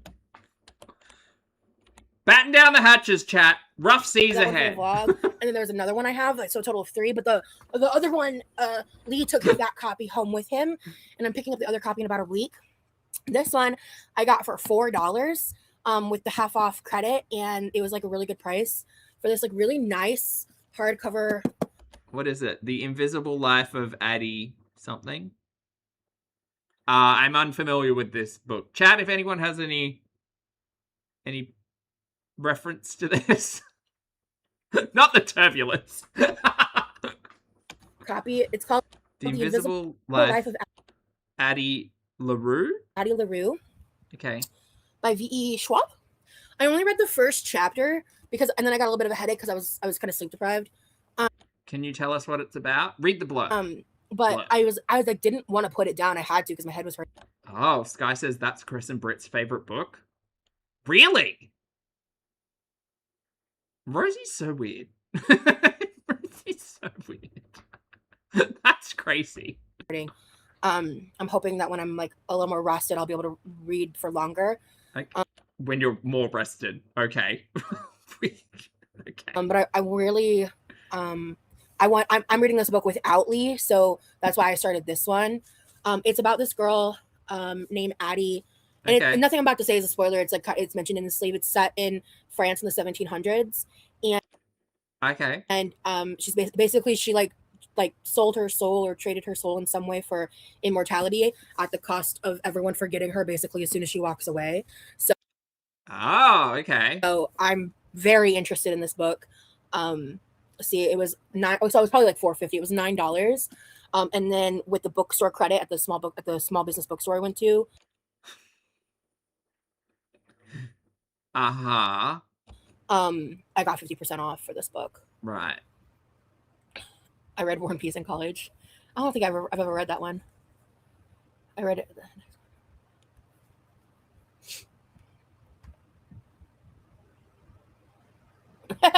Yeah, I don't think that's one I want to read, to be honest with you. Kale, she supports small business, you guys. Yeah, exactly, Waffle. I wanted to edit today, and I just don't have the brain power, so I'm gonna do my best to set myself up to actually sleep tonight. Okay. We almost got a Black Dagger Blood. We almost got a Black Dagger Brotherhood book when we were at the bookstore. I haven't read it, but no reference. Sorry. Yeah, I'm excited. When I saw it in the distance and I recognized the title, and I was like, "Oh yeah." But also $4. Like I was like, I can't beat that. This was the cheapest book I got. So, yeah, I haven't been to the movies in a long time. And also, just from reading the first chapter, I'm already like interested in looking up other books by this author because I like her vivid imagery and the way that she writes, and she's clearly a very talented writer. She's read one chapter. Bro, give it a minute. The way she speaks and like. I mean, to be fair, I do judge. I do make a decision on whether or not I will continue reading a book generally within one chapter. It's anywhere between 1 and 5, but if I get to the 5th chapter and I'm still not kind of grabbed, I know I'm not going to finish it. The vernacular she uses. But you've read one chapter, girl. Come on. Who's Hot, Court. I have that book too, but I haven't read it yet. Oh, if you start reading it, Bookworm, maybe we can talk about it. Bookworm, apt name. I love books, but it takes me forever and it's extremely tiring because yeah. I used to just chew through books when I was younger. Reading has not been the same. I'm an ex-Mormon, Kayla. And I'm currently consider myself a spiritualist. Oh, the Black Dagger series, gotcha. Yeah, I'm I'm very interested. Like, I thought, like, I was really impressed so far. I'm very early in it, so. One chapter. In fact, I might try to read another chapter tonight. Okay. Because the headache has subsided a bit. All right. So, but still high pain day, right? Just... Like, honestly, it's a little bit in here, but Right. I'm also just tired and you know what's good for a headache? Tylenol. And pain. And I'm also just like, my entire body's aching, so I also have a headache. Right. So yeah, sure. Try to read Stephen King's It for a few months and only 2 chapters. And yeah. Hey, Stacey, good to see you. Thank you, Bree. You know, I appreciate that. I haven't seen The Odyssey. I'm motivating you to read more, Crystal. Good. I hope you do. I'm trying to motivate myself to read more. And one of the things I want to do is, I'll explain it in the vlog, but some of the books, one of the books I got, I want to. In such a small chat, I would suggest that Rosie actually engage with her audience a bit more. Like, if someone said, "Hey, you're inspiring me to read more," the response should be, "That's amazing. What are you reading? What types of books do you like?" Like engage with the 12 people in your chat. I just find it funny that she pulls it straight back to her. Read it, but I want to read it out loud, like while on call, with Lee, so we can talk about it, and it'll make sense when I show you the book. Okay. Wait, they're reading out loud a book to one another on Discord. Okay. My goal is to okay. It tomorrow. Fuck, tomorrow's Friday. My goal is to get some shit out next week. I also have, oh my god, I have so much to do. Where is the carrot cake, Rosie? I just realized how much I actually have to do. Carrot cake. Okay. I'll see y'all. I will have updates about content next week. It's gonna be October. So I need to import some footage and stuff, so I will do that tonight. MC Sky is asking if you will start a book club with them. Because that doesn't require brain power. We're now passing messages. Power. Oh, The Alchemist. That sounds familiar. You know what I also need to do? The Alchemist is a very good book. I need to re-download Goodreads. Let's do that right now, because what I can do is I can talk about some of the books I have read, because I just don't remember their titles. Tomorrow is Thursday. Oh, thank God I have an extra day. We know she hasn't read The Lord of the Rings because she found it boring. She found The Lord of the Rings boring. Oh, great. For some reason, I thought today was Thursday. I'm wrong. The Libby app is free. That's true. I just prefer physical books. I really prefer physical books. Barry, what do you think about e-readers? If you had an e-reader, would you like it? Or are you a physical book girly? Great question. I like a physical book, but I don't like collecting books. So my happy medium is a Kindle. Not You Should Try Ballet. That's crazy. I can't read on a phone, unfortunately. The Kindle has become like a little, like, oh, I'll give myself like an hour before sleep time to read. It's the whole process. Oh my god. I don't know if I've read of Mice of Men, to be honest. Good reads. Oh my god. Fingers crossed I know how to log in. Hi, gamer girl. I prefer physical books, but whatever helps people read, I'm cool with. Got you. Sign in. Oh my god. Do I have a... Oh my god. Oh, thank god the login's saved. Oh, hell yeah, brother. Oh, no. Oh, no. Okay. No? Oh, fuck. I don't remember what my login is. Let me check my email. Go to all inbox analysis. Let me try this. IT support now. Myself still buying physical books because the touch and smell and just flipping through the pages can be cathartic. Yeah. And just in this digital age, I just like interacting with books. It does that. I forgot why, but the flashing thing is like no, I'm literally trying to get into my Goodreads right now, girly pop. That is I'm literally doing that. I have an account. I had a year like in 2017 or 18 where I like cataloged my books, and I don't think I hit 100, but I hit a decent number in a year. I was with a full-time job. I was pretty proud of myself. Just wants to share her pride, chat. Wants to share her pride. I wanna access this. I want my old account. I don't want to make a new one. Mountain Bike, don't apologize. Like I said, Teakwood is extremely generous for doing that for me. So don't please don't apologize. Please, please, please, please don't apologize. Like, please. That was 8 years ago. I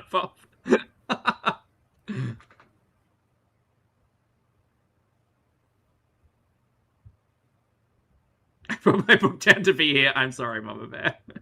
What are you reading, though? Let's try this. She should absolutely use a library, I think. A library is a very good idea for Rosie. And I know that transport isn't necessarily an easy thing for her, but like her brother is there and there's a car there, and like she could hold books at the library and go and pick them up and like make it a weekly adventure or something. That would be fun.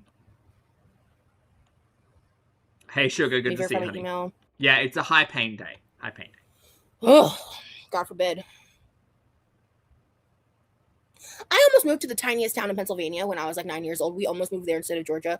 I'm so glad we didn't. The town literally was like the size of like, I don't know, 5 blocks or something.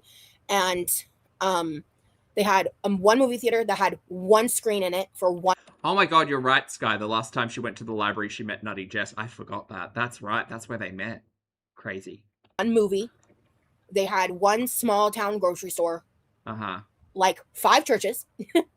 And like the house that my parents were looking to get, I was a child and I could go like this and touch the ceiling.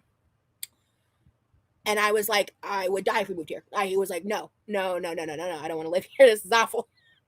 And thankfully my dad got a different job offer. Uh-huh. Sugar, thank you for the super chat. Love Sugar says, didn't she say she wasn't going live today? Yes. I remember. And here we are at hour almost 2. Remember how much I did not want to do that. No, she had some trauma to dump. What is your ethnicity? So I'm 3/4 European mutt. I was 3/4 European mutt, or I am 3/4 European mutt, and 1/4 Mexican Hispanic. Oh my God, I'm in! We're in the Goodreads. Ooh. Scan your library. Allow.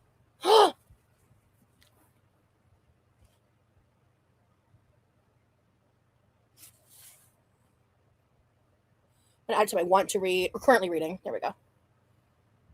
Cool. Okay. Go, just read the book. Just read the book. Okay, because I need to leave. Okay. My books. Cool. See all. How do I? Oh, I'm just gonna remove these books. I don't remember these books. Oh, I'm gonna start using Goodreads. This is fun. Okay, so let's go to my Red books. Okay.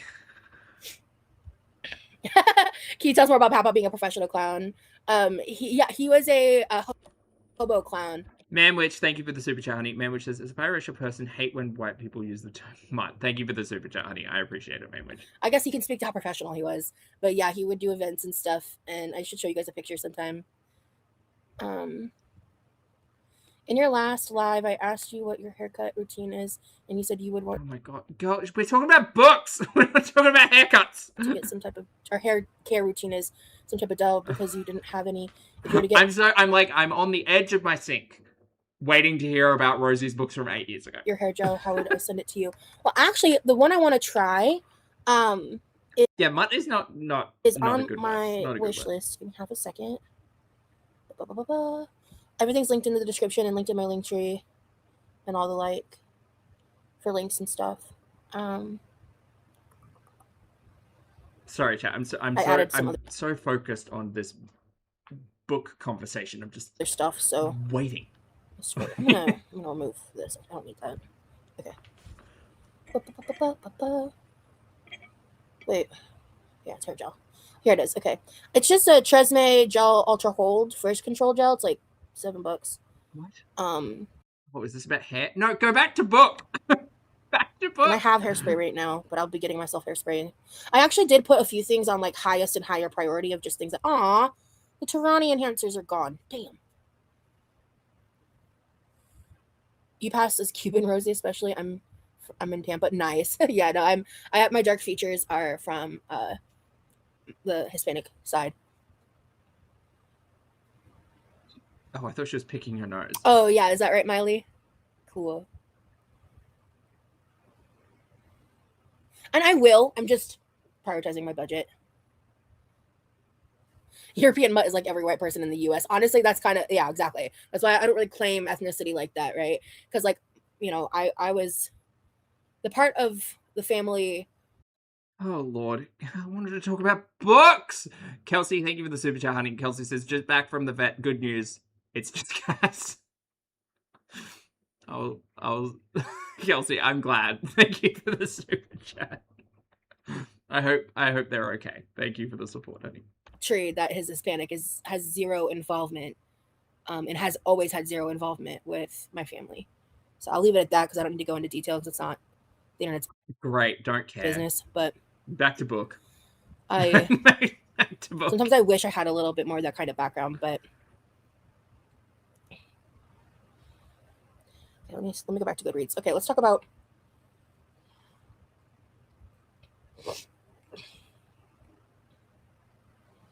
Oh, Birthday Girl. I remember that being a really good book. Yeah, I wanted to read more by Penelope Douglas. Oh my God. I wrote the funniest book review for the world. Oh my God. Anything to avoid the list of 100 books from 8 years ago, huh? Worst book I've ever read in my fucking life. This shit was so funny. I when I tell you guys, like, hold on, let me show you. Will it? I'm trying to show you. It's not gonna. You're gonna piss me off. Let's try this. There you go. You see this? I wrote a whole fucking dissertation about how awful this book is. Where's the love thesis? Oh my God, it's the worst book I had ever read, and I rage finished this book because I was like, I was so angry. Is she at normal speed? Poogie, no, she sped up slightly. That they dared to waste my time with this absolute slop. It's called More From Life by S.J. Crabbe. I can read you the review if you want to hear it. No! Because to this day, I think it's hilarious. Of course you do. You do. Oh, I really liked the Mercy Kilpatrick series by Kendra Elliott.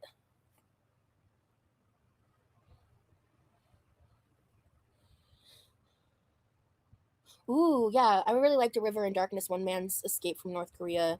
I'd love to reread that because I'd like to remember that more. Yeah, I liked Greg Olson. Ooh, the Tracy Crosswhite series by Robert Dugoni. I was really into like those type of thriller mystery books back then. I didn't rate all of these. Yeah, I've got all the Harry Potters on here. I was reading. Maybe just like give us a top 10. Oh, this one's the Collector series is a little triggering. So be careful if you read it. Like maybe look up trigger warnings. But that was kind of a lot of what I was reading in 2018. I haven't used this in a long time, so this is stuff I haven't read in forever. Yeah, the Subtle Art of Not Giving a Fuck. I like that book.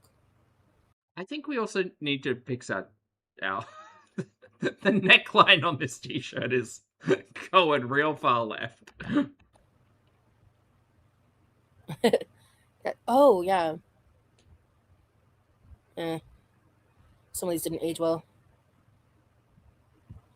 Oh, do you think Anna's book is on here? I hope so. I read Burying the Honeysuckle Girls 2 times and I didn't rate it. Did I read those 2 times or did I do something wrong? A lot of these say read 2 times. I don't know if that's actually true. Ooh, I love the Selection series by Kira Cass. I loved those. It's like I think it was like a prince. It has something to do with a princess, like kind of fantasy romance. Okay. I'd have to like look things up and really remind myself here. Oh, Stephanie, probably, yeah.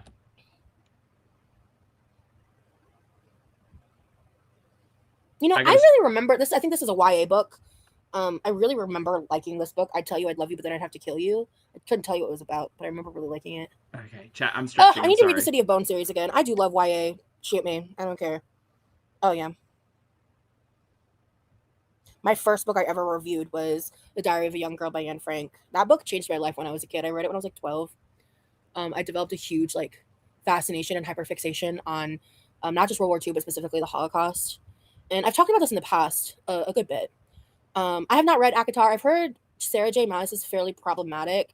I don't necessarily think it's as bad as like a Colleen Hoover situation, but I just haven't really like.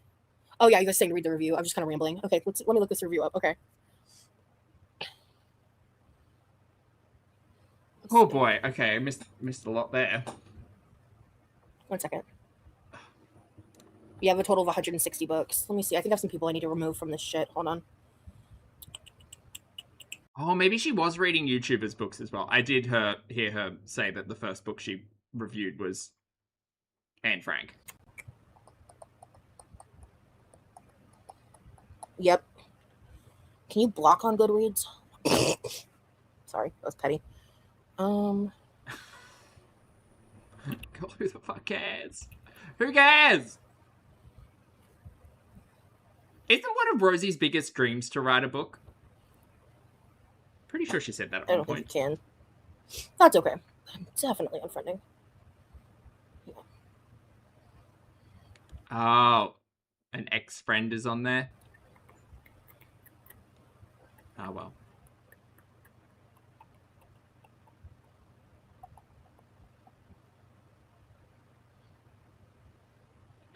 Hey, Rose. Yeah, something like that. Rosie was originally just going to tell us a whole heap of books that she read in 2018 because she logged into her Goodreads, but now we're... I'm gonna add her. I don't know if she even uses Goodreads. I'll text her later. Okay. Now we're just finding friends on Goodreads. I need to remove those two. Yeah. Okay, cool. All right, and then... Okay. Do I have like a specific username? Or how do you... I don't know. I'll figure that out later. Okay, let me go back to this review. Hey, Tikla, we were just talking about you. Like I said, I just prefer physical books. Today's kind of a high pain day. It is. I'm not gonna Literally no different to any other stream of Rosie, by the way, except she's laying down. lie. She's a Zionist. There we go. But I'm not really interested in. I'm just rather not. Yeah, the selection books were good. I love dystopian novel books in general. Yeah, I remember. Some of these I'd love to reread because it'll be like I never read it, but as I read it, I'll be like, oh my god, I remember why I love this. Good to see you. Poogie, thank you for the super chat, honey. Poogie said, can't forget about a college level reading and all those babies club books, you guys. Thank you for the super chat, Poogie. Oh shit, hold on. Both Shane Dawson books are on her Goodreads. There you go, Sky. Yeah. I was thinking there would be like a few YouTuber books on her Goodreads. Can confirm I have never read a Shane Dawson book. I have not read Gabby Hanna's poetry books.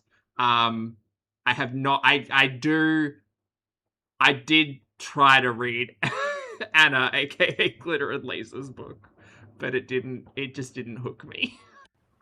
I just realized it's 9 o'clock. Hold on, guys. Hold on. Let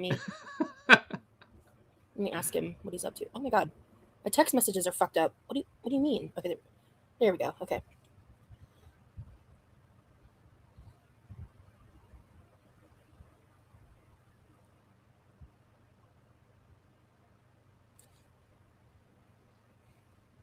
To read it. That's a downside. Yeah, 3 minutes.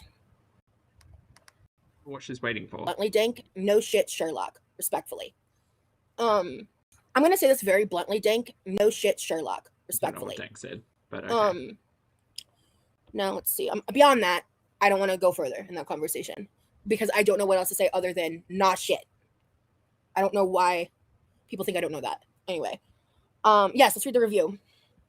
Okay, I'm gonna be cracking up because I'm not gonna. Oh no, not Rosie laughing at her own writing. Remember. In 2018. I've read this a few different times. Like, I don't know if I've done it on YouTube. If I have, it was a long time ago.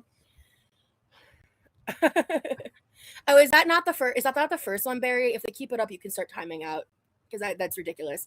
Anyway, yes, my books in public is brave in general, but I'm also sure people can see what I'm reading now. I know I'm right. Yeah, okay. So I'm not. This is a very long, just kind of like purposefully dramatic rant book review. Oh, it's purposefully dramatic. Okay. So I said, let me first paint you a picture of the type of person that would like this book. Then I will explain this book and all the reasons why I wish I could give it a -1 out of 5.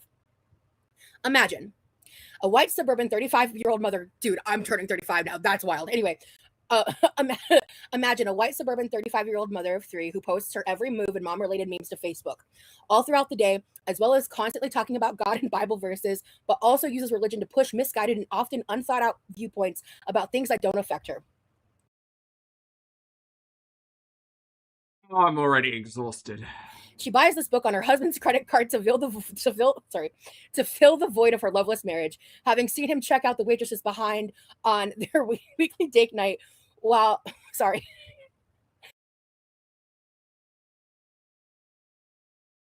Oh boy. Checking out the waitresses, having seen him check out the waitresses behind on their weekly date night where they silently eat together on their cell phones. She silently grapples with the fact that there's a solid sorry. There's a solid 78% chance her husband is cheating on her and is too afraid of the reality to even look into that chance. She stands in that Barnes and Nobles and pays full price for this mindless dribble. Standing in checkout with her Lululemon pants, Jesus Loves Me off the shoulder baggy tee.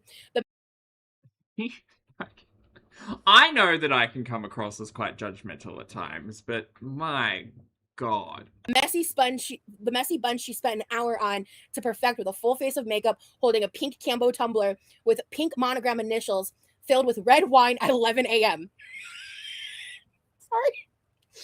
She believes in free-range parenting, that letting her children make the most important decisions for themselves at all times and what they choose to do with their time and how they interact with others is the best way to learn without guidance or interference from others. No, this isn't about the book. This is about who would buy the book. She also was a C average student and has no discernible talents. Sorry. And has no discernible talents or passions except her Etsy shop she stopped updating because she felt that crafting for profit while her kids were at school took the fun out of crafting, but really, they just weren't selling well. I was mad. You know, when people say Rosie truly is an angry person, I believe them. And I've said that. I'm a Sagittarius sun sign. Oh my God, that's crazy. The following contains spoilers. I promise you, do not waste your time on reading this. There are so many better books. My fan fiction about this random woman was more engaging than this book. And that isn't even being self-aggrandizing. The book is just that bad. Oh boy, we're gonna skip. We're just gonna skip ahead. That's fine. We can do without the book review. It's fine. Genuine. And her dorm. Oh no, she's still going. With a. Nope, still going. Skip. Would you also do like Dragon's Fantasy? That was a good portion to skip. Okay. Oh boy. Does that count? Like, you just. MC. I mean, you don't want like a slice of life romance. Is that what you're saying? She's mad at Lululemon. And tumblers, apparently. I loved the ending of that book. Got a bit boring in the middle, but gave it 5 stars. Okay, thank you, Sarah. I was very interested. I've only read the first chapter. So gotcha, Barry. Yeah. I do like some slice of life like anime stuff, but for books, I think I would prefer some kind of interesting element to it. Unless there's like, if it's a slice of life, then I would need that slice of life to have something relatable. Ooh, you know what? I'm gonna add 1984 to my want to read. Let's do that. Let's start there. Fox, I see you. Want to read.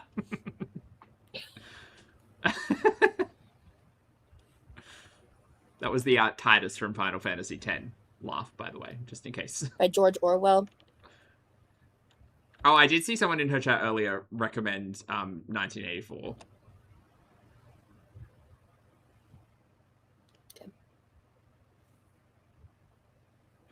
Sugar, thank you for the super chat. Sugar said, if you skip to the end of the stream, maybe she'll go to bed. What's wrong with 1984, Barry? Thank you, Sugar.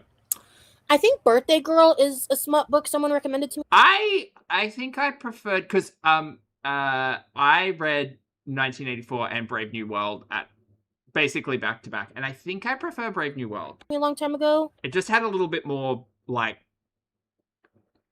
sci-fi and a little less like, oh, too real, you know? That I really liked. I really liked it. I don't remember what it's about. I don't look up any trigger warnings potentially. I don't know. But I really liked that book. Mullen, you took the words out of my mouth. Mullen said, I recommend reading 1984 alongside Brave New World. Exactly. Oh, okay. It looks like I might want to read. I've got Mullen, you are the next Raven Simone. Yeah. Eat, Pray, Love, Schindler's List. Oh, Betty White's book. Ooh, The Girl with the Dragon Tattoo. Uh-huh. I don't remember like almost all of these. We finally got back to books. Wait, some of these want to reads I have reviews on. Oh no, are those just overall ratings or my ratings? Oh, I think those are overall ratings. Okay. Okay. Nothing in here really sticking. I think it's just stuff I was like looking around, poking around, and wanted to read. Okay, I need to go through that and remove a lot of this. Clean up her Goodreads. If you like 1984, you should read Fahrenheit 451. Okay, let me add that too. I've heard of both of those titles. Yeah, and I'm pretty. I consider myself pretty radicalized, so I bet I would enjoy them. So.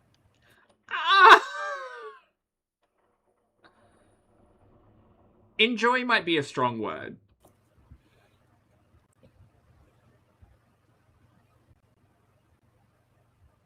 I mean, maybe it's the correct word, but like, yeah, I don't know. I don't know if Radical Rosie over here is gonna have a good time with those books because they are pretty. Like in the current day, they are quite distressing. Maybe is that the right word? Grim. I just want to spend less of my time in life. Not radicalized. Okay, Miss Chick-fil-A. Interacting with internet brain rot. That is funny. Okay, Court, thanks for being here. Yeah, I have that in my I think my want to reads. I think I just said that, right? Yeah, I think I did. I don't have any DNFs on my list. I'm sure I've DNF'd books. I don't know. I don't remember. I try to not DNF books. Okay. Cynthia. My last DNF book was the Demon Smut book. Yes. Our Soul to Take. I can't remember what it was called. I couldn't. I couldn't get into it. I could not. I gave it 4 chapters. I couldn't. I didn't care. Go to my link tree. It's in the description of all of my videos. It is in the description of my link tree. Oh, she's ended? Oh, thank goodness, Sky. Okay. It is always accessible in my description. Well, we've got 30 minutes to catch up. We're gonna close her chat. Hold on. I'm gonna close her chat. Make sure. Oh, it didn't break. Good. Okay. Videos. There we go. All right, there we go. Great. It's P.O. Box Big 8, Elfers, Florida. 34680. What? I don't know if I got that right. 0. It's P.O. Box 8, Elfers, 80. I don't know if I got that right.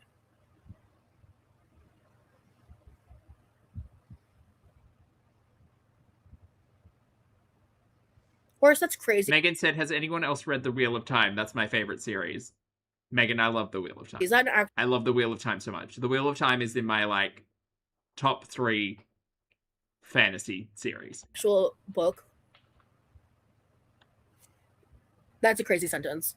Like, it's not going to beat The Lord of the Rings, but it is definitely top 3.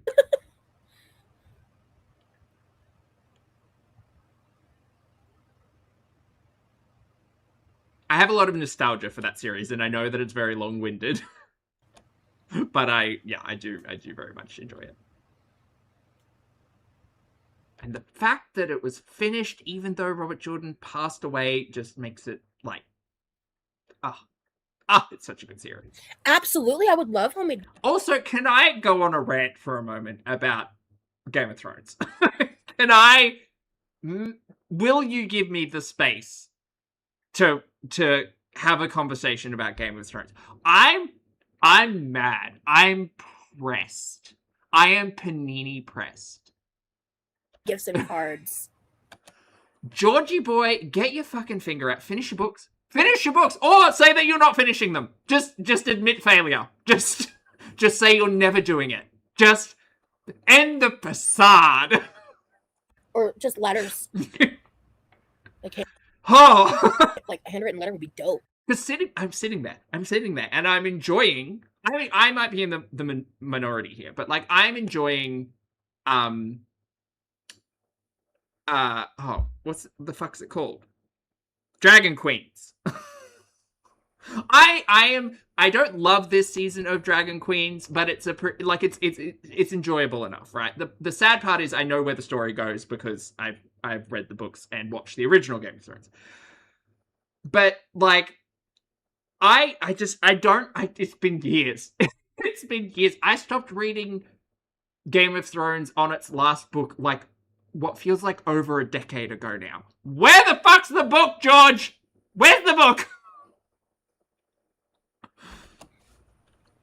Like, Just, I don't know. It's unbelievable that you have writing credits on like 3 TV shows, a video game. You've decided to make side project. Finish your book. Finish your book. just finish the book, or fucking don't release it into the wild. Let other people do it. Just finish the book.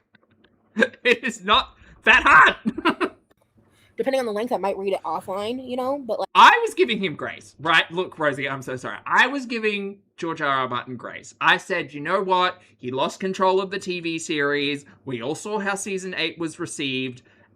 Surely he won't end it like that. And it's been over a decade because I truly do think he's written himself into a fucking corner and he can't figure out how to end the goddamn book without people basically taking torches and pitchforks. But you know what, George? We're already there.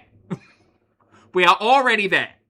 like One of my favorite authors fucking died and they managed to finish his series. And what the fuck are you doing? You're out here writing side projects.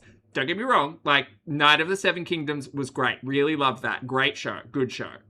But, Mary, like, at this point in time, hire a ghostwriter. Just get it done with. Sugar, valid crash out. Sugar, thank you for the super chat, honey. Sugar said, careful of Rosie will hijack the book like that Paradise documentary and turn it into a Twilight fanfic. Thank you for the super chat, honey. it would depend if you wanted to write a long letter or like. Hey, Mick. If you're gonna send me things like that, if you're putting things with like your information, if you're okay with me. Kendra says, I think he did intend to end it like the show, and after he saw how bad it was received, he scrapped everything. I agree, but it's been 10 years. It's been so long. It's been so long, and there are so many side like stories and side projects, and just like finish the fucking book. Like just like imagine being stuck on the Two Towers for 10 years. Imagine being stuck there waiting for fucking Tolkien to publish The Return of the King. And Georgie, listen, you are no Tolkien. You're not. I enjoyed your books. I enjoyed the world building. I enjoyed your story. But just finish the fucking book. Finish the book. Saying your name, you should mention that. If you don't want me to say your name, you should mention that. If you don't want me to talk about what's in the letter, mention that. If you do want me to, if you're okay with me talking about it, if I choose to, you can. It'll get off the pot, Martin. I would recommend mentioning that because I'm always gonna. I just hate it. I hate it. And every time I see, I'm still going. Every time I see him like at a panel or a convention or something, and people are up there asking him questions, I'm like, girly, you're wasting an hour of perfectly good writing time to sit up here and answer the same fucking 20 mundane questions. Like, go write your book. Write your book. Fuck, bring your laptop with you. Sit up there on that panel and write your book. They're on the side of caution. Laura, thank you for the super chat, honey. And another thing. Laura says, now feels right to say I'm not related to George. Thank you for the super chat, Laura. I appreciate it. Of like being protective because I don't want information I share to like upset people. Oh, Barry. I forgot Rosie was here. I got it right. Let me look up that book. Daughter of Smoke and Bone. I love that you're a bookworm, Barry. Ooh, there's 3 books, it looks like. By Laini Taylor. So what's the vibes of this? You know what, Kendra? I think he just needs to change it up. He needs to get to the final book and then make it a choose your own adventure book. Fuck it. Give it back to the fans to choose how the story ends. Is this like smut? Because he's clearly not making the decision, so someone else needs to. Is it? It's got 3.99. Oh wow, it's got almost 400,000 ratings and over 36,000 reviews. Black handprints are appearing on doorways. Scorched Thanks, by Jess. there by winged strangers who have crept through a Manwich, thank you for the super chat, honey. Manwich says his laptop is broken, he can't finish the book, but his link tree is below. slit in the sky. Yeah, his charger broke. Ooh. In a dark and dusty shop, a devil's supply of human teeth grows dangerously low. And in the tangled lanes of Prague, a young art student What? Sorry, I had teeth. What are we talking about? is about to be caught up in a brutal otherworldly war. Meet Karu. She fills her sketchbooks with monsters that may or may not be real. She's prone to disappearing on mysterious errands. She speaks many languages, not all of them human, and her bright blue hair actually grows out of her head that color. Who is she? Oh my god, what? What are we reading? Orbits, thank you for 55 months, honey. Orbit says, I'm here for a pulpy ramble tangent rant. That is the question that Thank you, honey. haunts her, and she's about to find out. I just, like, I have read a lot of fantasy books, right? Like, I have read what would probably be considered some, like, classic fantasy books. I really want to start reading, Robin Hobb. What is her series called? Enderlings? Wilderlings? Something. I really want to read that because that has been on my, like, to read list since, like, probably 20 years ago, because there's like 13 or 17 books in that series or something. And the Shanaran series as well. I remember reading, like, was it Alchemist's Apprentice or Something's Apprentice a while ago? There's so many options, so many good stories in, like, high fantasy classic literature out there to read. Not classic, but, like, older literature that's not, like, TikTok books. Not that I have anything necessarily against TikTok books. I just think that, like, there's such a wide, like, selection of things to read. And fucking George is out here just refusing to, I think it's refusal. I think he's got some type of defiance about him too. I think he sees all of the comments. I think he sees all of the shit talk on Twitter, and he says, well, guess what? I'm just not going to finish my book. I'm just going to write a new book. How about that? When beautiful, haunted Akiva fixes Fury No, Sky, I've never heard of Octavia Butler. No. eyes on her in an alley in Marrakesh. The result is blood and starlight, secrets unveiled, and a star-crossed love whose roots drink deep of a violent past. But will Karu live to regret learning the truth about herself? Yo, want to read? I'm in. We're going to add all three. Want to read? George R.R. Marie. Want to read? That is very funny. I'm in. Funny. Is it dirty or no? Because I kind of don't want it to be dirty, low-key. I'd like it to just be that. You're giving George what he wants. Oh, wow. Okay. I don't know what just happened, but it went from 3.99 to 4.11. Akatar, Anacarb. Akinator. Right. My brain just broke.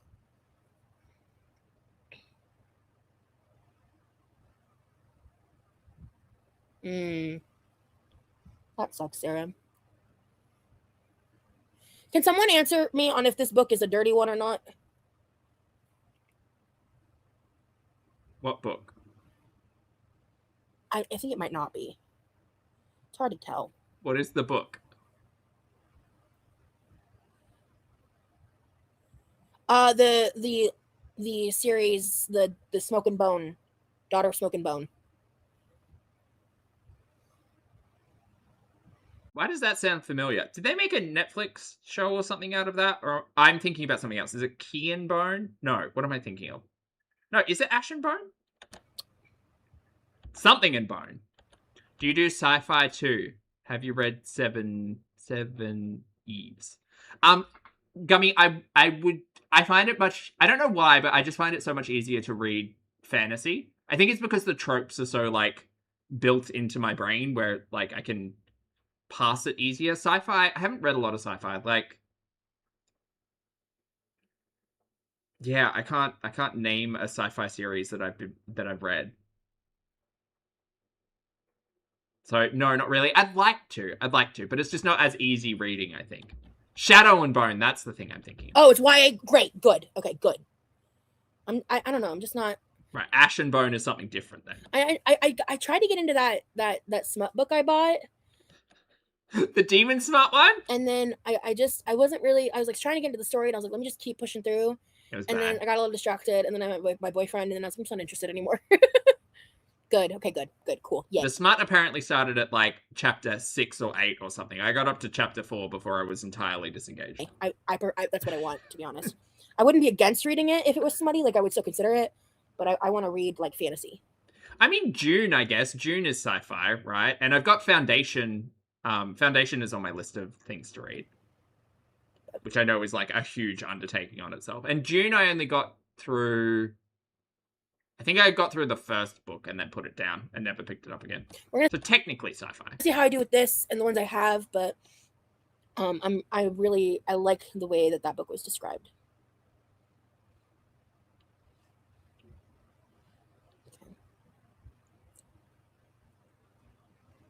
Oh, hold on. How do I remember? Do I just? Oh, is Black Dagger Brotherhood a little bit spicy, Vin Halen? Yeah, I just. Oh, cool.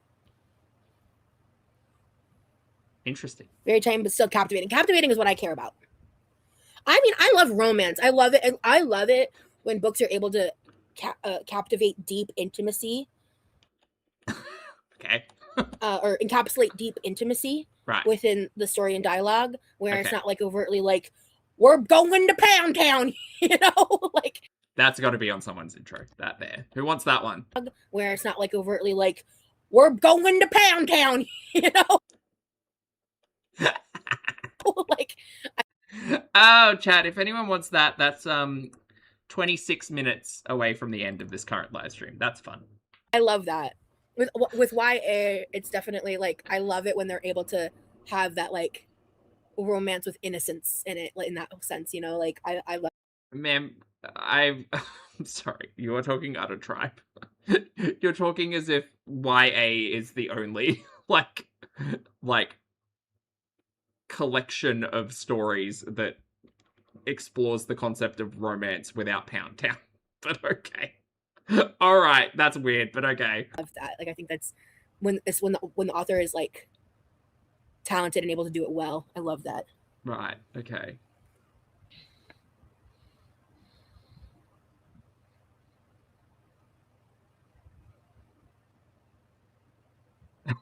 Gummy, yeah, we might actually. That shirt is getting more and more stretched out. Interesting. I don't remember why I added it. It's called Middlesex by Jeffrey. Not even gonna try to say that last name. Sugar, thank you for the super chat. Loves Sugar says that when she eyeballs the chili dogs, going to Pound Town. Interesting. Thank you, Sugar. Everything I'm talking about, I don't have like any background if they're problematic or anything like that. So I'm just. Yeah, go. You can just ask the chat or look it up. You're at a laptop. Like, saying. It's fine. It's fine. Ooh, I want to keep that one. Yeah.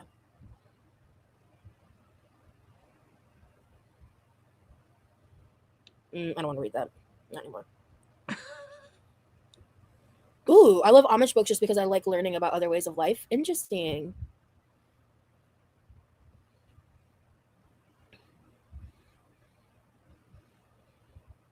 I love reading about things that just kind of show another way of life. It looks like I added some different like queer books, which is cool. Excuse me. How many time burps? Burpee time. Thank you guys for just vibing and chatting about books. This has been fun. Yeah, I agree. I mean, we did have some conversation in there about like paradise and trauma and stuff, but I enjoyed the book talk. 50 Shades of Willies. Yeah, I love an LGBTQ romance too. I used to read a lot of manga. I read Fruit Baskets. I liked that one.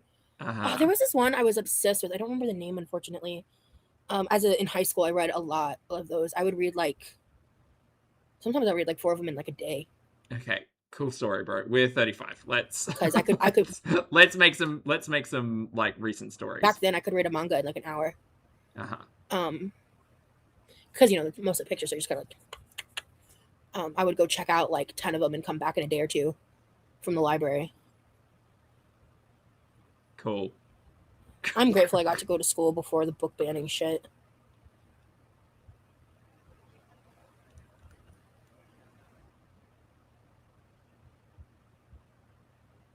Sorry, chat. I've got new teeth in today, so just a bit. Mary, that's tight. crazy. I'm sorry, Leo. Yeah. I should like figure out a way to do like a newsletter or like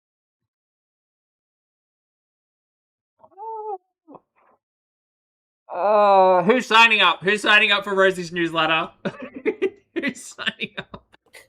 a texting alert sign up or something that I can just shoot something out like right before I do something to people that want to sign up for it through like an automated system. What? I just don't know how I would go about that. Sorry, Meg, I missed your super chat. I'm so sorry, honey. Meg said, if you like Dungeon Crawler Carl, give He Who Fights with Monsters by Travis Deverell a chance. Similar lit RPG vibes. Okay. Great. Well, I'm probably gonna finish where we're at with Carl in the next like week or two. So He Who Fights with Monsters. Thank you for the recommendation. I appreciate it. And sorry for the delay, Meg. I appreciate it. Sorry. I don't know how easy or difficult that is. I don't know how expensive that is. I don't know how realistic that is. Because the only people I've really seen do that are like really big creators. So I'm thinking it might be expensive.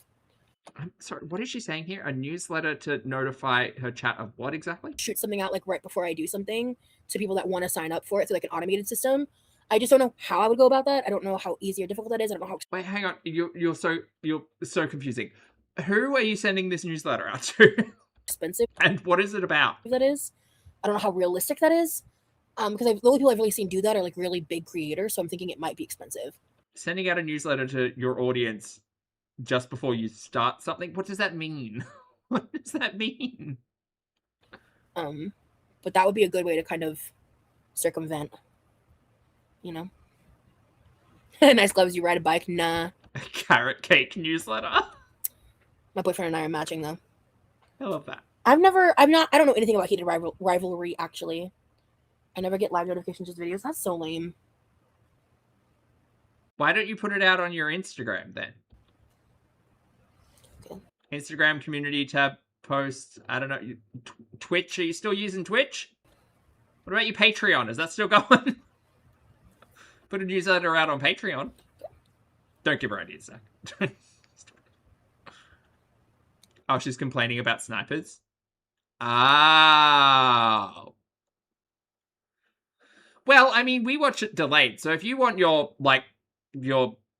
hot, up-to-date, hot off the presses, that's what I was thinking. Up-to-date, hot off the presses, like, Rosie content, I'm usually about an hour behind because I won't shut up. So if you prefer to watch it live, I mean, I'm not going to tell you what to do. Ooh. What history does that cover, that book, Freya? Amanda, I was honestly thinking we were going to get carrot cake today. When I saw that little clip of her saying we're not going to go live, I was like, okay, great. We'll catch up with some Chantal, and then we'll wait and see whether or not Rosie gives us carrot cake. And then we didn't get carrot cake. But she decided to go live instead. While I was live, by the way, which is rude. So we pivoted. Aw, Pringle. Sweet. You've read the book? Oh, yeah. Maybe I should read the books before looking into the show or anything. Are the books way better than the show it normally is that way? Ooh.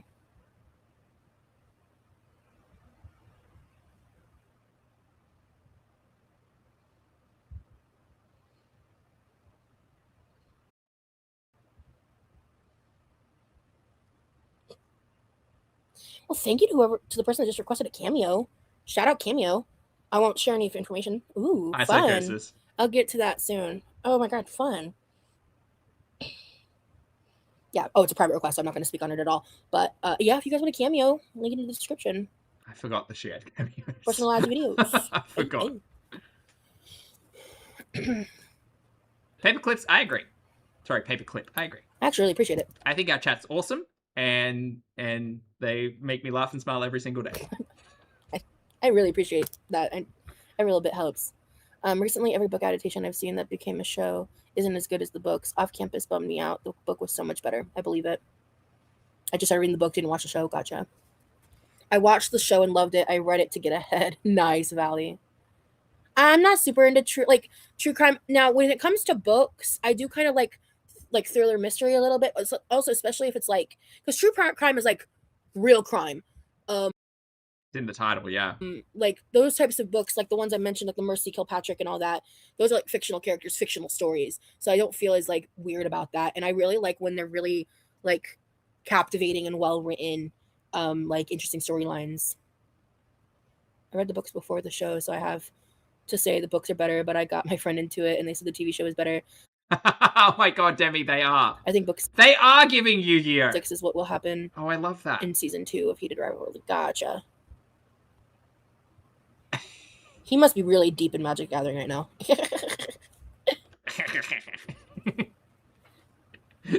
I'm assuming he hasn't responded to her text message. Gone Girl was so good, book and movie. I haven't seen or read either. I like books about fake crimes and fake cults. Real ones make me feel bad. Viewing as entertainment. Yeah, exactly like King.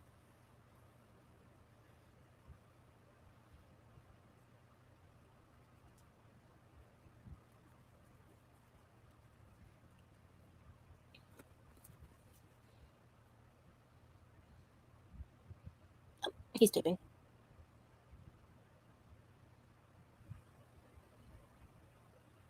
Yeah, it's C-Tippies. I never got into it. There's just too much, like... He's testing his deck right now. He's testing his deck?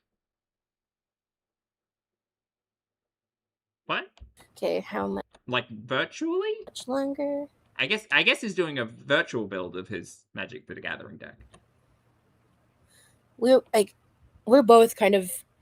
We both really miss each other, but we were, like, up each other's butts for 30 days, like, in a row. 10 minutes, perfect. Okay, perfect. I don't look, ma'am. You practice whatever you want, okay? I don't need to hear about y'all being up each other's butts. That's not a YouTube appropriate conversation, I don't think. But you know, look, as long as you were long as you were safe and okay. That's what I was thinking he'd say. I don't need to hear about it. I don't need to know. So they were mud buddies. Stop it, Mullen! Stop it. Oh god, it came back. Okay, right. Phrasing, Rosie, phrasing. So we just have taken a little time to do some things like just for ourselves. For him, he spent almost the entirety of today just like deep in this hobby, which like because he didn't really have access to most of his hobbies while he was here, because a lot of them are based in his like main PC, which he obviously couldn't bring, and like they're a lot more like tactile stuff, like he couldn't use his keyboard, you know, all that stuff. So This is a weird conversation. Oh. That's giving concern from Rosie that he's a little distant, perhaps.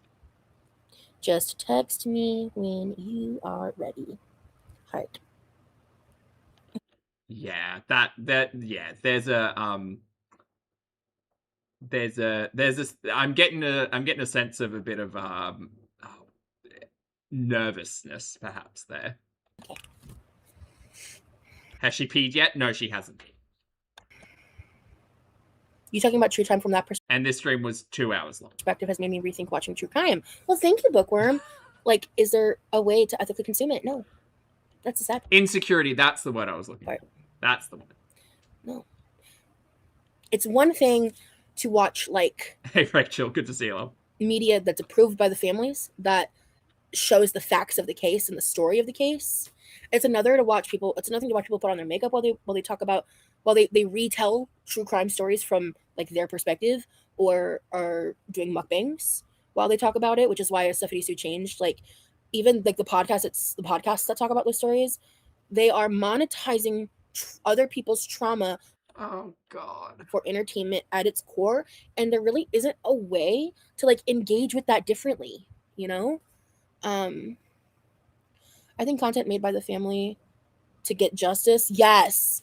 Or the movies that like Olivia Smart does, yes. Or like the actual victims talking about their own stories, yes. But like the retellings, She's found a way to bring it back to her, chat. Don't worry, she did it. the re-dramatizations, the recreations, the sensationalism, the like 10-part TikTok breakdowns, like bro. I mean, and I get, as someone who did at one point engage in true crime, like I'm not sitting here being like, you're a bad person if you enjoy true crime content. That's not what I'm trying to say. Because I don't believe that. I just think that after some time, I really like just weighed it in my heart and trying to figure out where I stood on that. Okay. Yeah. Great, thanks for sharing. Chunky, thank you for the super chat. Love. Chunky says Rosie's word of the day is always trauma. And I just think the way, because it's like, you know, when people get like parasocial with like victims of trauma like that, like I just think that's super fucked. People get parasocial with victims of trauma like that. Uh-huh. You mean like your chat? Yeah, I can't imagine being a family member and seeing someone talk about my loved one's murder while they're eating ramen or something. Yeah, exactly. Exactly.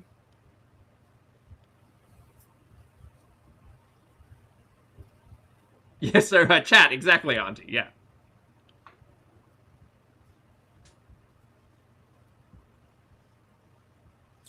Danielle is so busy, but I think we're setting up a hangout in the future. It's not going to be for a while because she's going out of town again, but... Disney Springs? Settled in, I'd love to. She must have been watching yesterday and thought, I haven't spoken to Danielle in a hot minute. True crime ruins me because I think of the fear each victim has before that. Yeah. Yeah, Brie. Yeah. Which is why, like, if you're just reading like crime novels, like I just feel like that it removes that, right? That aspect of the reality of it.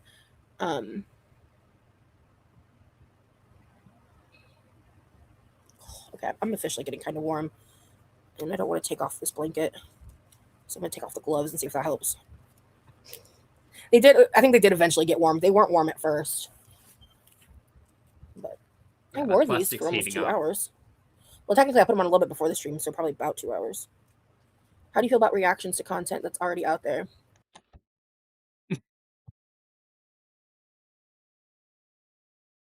I'm listening. In what context? Right? There's this UK guy, Cameron something. He's got a pretty big YouTube platform, and he reacted a lot to like Kay's cooking or whatever, and like different videos like that. And he reacted to he reacts to kind of like odd things. But okay, I don't know this person, but okay, I'm aware of Kay's cooking. Like he's not mean. He's not making fun of the people. He's just kind of like being like, oh wow, like, you know, cracking jokes that aren't really at the expense of the person, you know, things like that. That's harmless, right? Like, but again, like, are we talking about reaction to like publicly available true crime information? Because that's kind of what we're talking about. Are you talking about like the Girl World shit where like they target specific individuals and just relentlessly nitpick every little part of their life? Because like reaction content off of like one-off videos and stuff is not the same as like stalking someone's every move. And it's not stalking. It's not stalking. Watching publicly accessible YouTube content uploaded by a creator is not stalking. Let's use the right words, Rosie. That is not stalking. Being an audience member, being a viewer, someone who watches your content, doesn't make you a stalker. That's insane. Let's use the right words. Breaking down every comment they leave on different places and like... I don't. I really, really don't. I doom scroll on Twitter every now and then and see stuff, but 99% of my commentary around anything that I watch is coming directly from YouTube. Directly from the source, as it were. You know, like... Before we get yelled at about cherry picking, you know. Stalking someone's every move and breaking down every comment they leave on different places and like, you know, invading their personal life and you know, shit like... Not doing that at all. You exist in a different reality, ma'am. I sit here, I boot up YouTube, and I watch the content and have some things to say about it. That is it.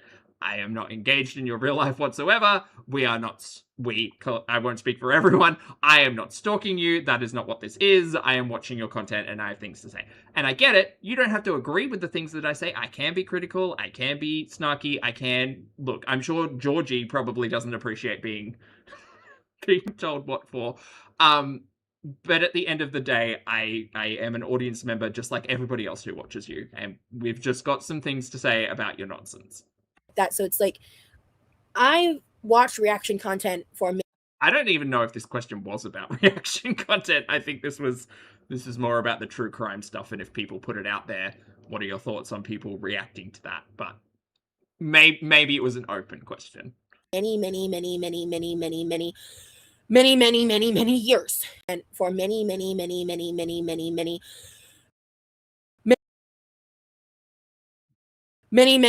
It's the cross eye. many years, Uh-huh, and yeah. in different ways, in avenues, in contexts. And so I think that's an important factor. And I don't think all reaction content is inherently bad or wrong. Great. I don't even think all reaction content done about me is inherently bad or wrong. Great.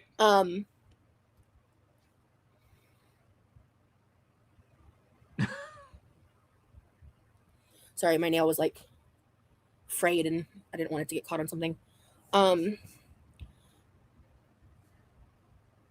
Was there an end to that sentence? It didn't sound like it. Are you saying you want to make reaction content? Is that what you're saying, Cognito? Because what I will say as someone who has viewed that kind of content for a long time now, Uh-huh. I think there's a lot of channels that genuinely kind of start out that way, where you're saying, like, from a psychological standpoint, There is nothing psychological about what I do. I am no one. Do not listen to me. I am just someone who enjoys sitting down and watching stories and having a chat about books and cake. That's it. With biases pulled out, so not judging as much as noticing patterns and giving advice, but not cruel. Well, I mean, if you call out a pattern of behavior of Rosie or anyone, really, the likelihood of them biting back at you is pretty high. I'm not gonna lie. I've seen happen in like every situation that I've personally witnessed, Uh-huh. is the people that go in with that intent, they may stay like that for a bit. Uh-huh. Paperclip, thank you for the super chat, honey. Paperclip says, thank you, Poppy. Always appreciated your take. Thank you for the super chat, honey. I appreciate it. Thank you for appreciating. But eventually, yeah, it's weird how so many people start off thinking, yeah, this person's definitely working towards something. They're definitely going to change. I'm going to believe everything that they say. And then eventually, you as an audience member, and that's not about reactionary content, right? That is just about being an audience member. Eventually, you reach a point in time where you see, the similarities that I might share with this person and their struggles and that perspective and interest that I originally held is not holding up anymore. And why are they always yelling at their chat? And why are they always lying? And why are they why are they the way that they are? And then boom, you've been watching Foodie for 5 years. Like, it happens. they start putting together what brings them the views. Sure. Yeah, sure. I can speak on my own. I will only speak on my own, like, gurney, I suppose, through all of this. I mean, I started watching Ambi and I started watching Foodie and talking about relationships with food and how, like, some choices are not good and some choices are bad. And then it went entirely off the rails when the live stream started. Not from my end, right? But from Foodie's end in particular, where she was taking us and talking to us about the Tinder tales and then chasing Old Maid across Canada and then fighting with everybody in her chat and the health conversations and the money conversations and all of that stuff. And, like, just because we watch it, because we're watching something that you have publicly produced and by fact that you're doing it yourself approved all of this to put out on the internet, doesn't mean we stop watching and doesn't mean we don't have thoughts about the content. And in most situations, when it comes to reaction content, the drama, the anger, and the rage bait right make the most money. Yeah, but the thing is, And look, I won't speak for everyone because I know that there has been poo touching and I know that there's been like all of that stuff that goes on, right? But for the most part, the primary source for girlies benefit from being overdramatic, being hyperbolic, having like crazy shit going on their channel, right? And that's not to say that reaction channels don't benefit from that, right? Like we cover the story, we have compilation channels, we have clip show channels, we have people sharing their perspective, we do all of that. But that is just a general sense of interest, right? Foodie's a really good example. Foodie's boring as hell at the moment. So people are just less and less interested in watching Foodie day to day. Totally understandable. I get it. We literally dipped out of a Chantel stream halfway through because Rosie went live. But to act as if reaction channels are collectively the ones driving the drama and the hate views, as she says, and this, that, the other, Gully, it is just a reaction. It is just a criticism, commentary. It is just a thought on the things that I'm watching. I won't speak for everybody, but like, if it's boring, it's boring. If it's not boring, it's not boring. People will watch. And eventually, especially if you reach the point of being able to like make your sole income off of that, you're a lot more dependent upon the views and making sure you're hitting a certain number every month, so you keep a roof over your head, right? Right. Can someone take that take and apply it to Rosie's current situation? Because the kind of the mirrored argument here is that people are content creators. She is arguing that people who don't work, people who do this as a primary income, have a reliance on views to generate income, and that is how they keep a roof over their head. Rosie, this entire argument is like aimed at you. like you don't do anything. You live stream, you create vlogs, your primary source of income is from YouTube, and you live in the family home. So this argument of like, well, people are out there doing it nefariously. Go, how would you feel if someone sat here and was like, God, the only reason you trauma dump on the internet is nefarious. You just want attention. You just want clicks and views. You just want money. You just want this, that, and the other. By causing drama, by calling out other people on the internet, by like by kicking in people's doors and hanging out in their in their panels and shit. Like, take this logic, apply it to your own situation. Think. Outside of it being like a side gig, because it's a side gig, it is a little different. I think it depends on how you go about it. Boundaries are set and shit like that. I think a great example of a good reaction channel. Reaction is even loose because she doesn't even really do reactions. I always say she's actually more commentary on a very specific niche, and that's Sansa Cooks. Like, right. Shout out Sansa. When I think of Girl World specifically, she sticks to her niche. She doesn't over sensationalize. She calls out bullshit. Okay, I know. I fully acknowledge the fact that I can be a little bit sensational, but not in a negative way, I don't think. But it's necessary, but in a very like logical, calm manner. She's not emotionally invested, like I feel the majority of reaction channels are. Okay, well, I mean, like, I certainly have elevated emotions at times. I don't consider myself emotionally invested in Rosie's content. But where is the carrot cake, though? I'm emotionally invested in carrot cake. And I think she's an exception, frankly. That's very rare to find, and is the only one that I haven't seen like dramatically change that up, right? And like, yeah, I mean, outside of that, like, I feel like a great example of what I'm talking about is that one channel that uses an anthropology angle. What she got against Tiny Blue? She used to be pretty level-headed, and she used to be a very fascinating, interesting voice to listen to. Even before she like got a massive hate boner from me. She's Voodoo. Hey Voodoo, good to see you, honey. Voodoo said, notice that Sansa doesn't react to Rosie generally. I would love to see Rosie's take on the hot dog slop. I would. Because I think there's probably about 4,000 cows in that thing. Anyway, did she just say the phrase hate boner? She did. That's very Chantel coded of you, Rosie. Pretty level-headed. And she used to be a very fascinating, interesting voice to listen to. Even before she like got a massive hate boner for me. Yep, there it is. There's the phrase. She started changing up, and she's. You do realize that people are allowed to change their opinions of you, Rosie, and your content. Like that's not necessarily malicious or like, oh, how can I get more views by like hating on Rosie? Like that's not it. Like people's patience just wears thin for bullshit. It really does. It really. As someone who has watched Amber and Foodie and Glitter and Lasers and Rosie and Alexandra Rodriguez and like the patience wears thin on the bullshit. That's all it is. It is not some calculated, at least for me, I'll only speak about my perspective, but this isn't some like calculated like, ooh, if I'm angry and I'm wrathful and I'm mean and I'm rude, I'll get more views. Like, no, girl, it's not that deep. I'm watching my stories. I mean, she's really weird now, but wow. Chat, if you haven't had the chance to go check out Tiny Blue, please do. Please go say hi.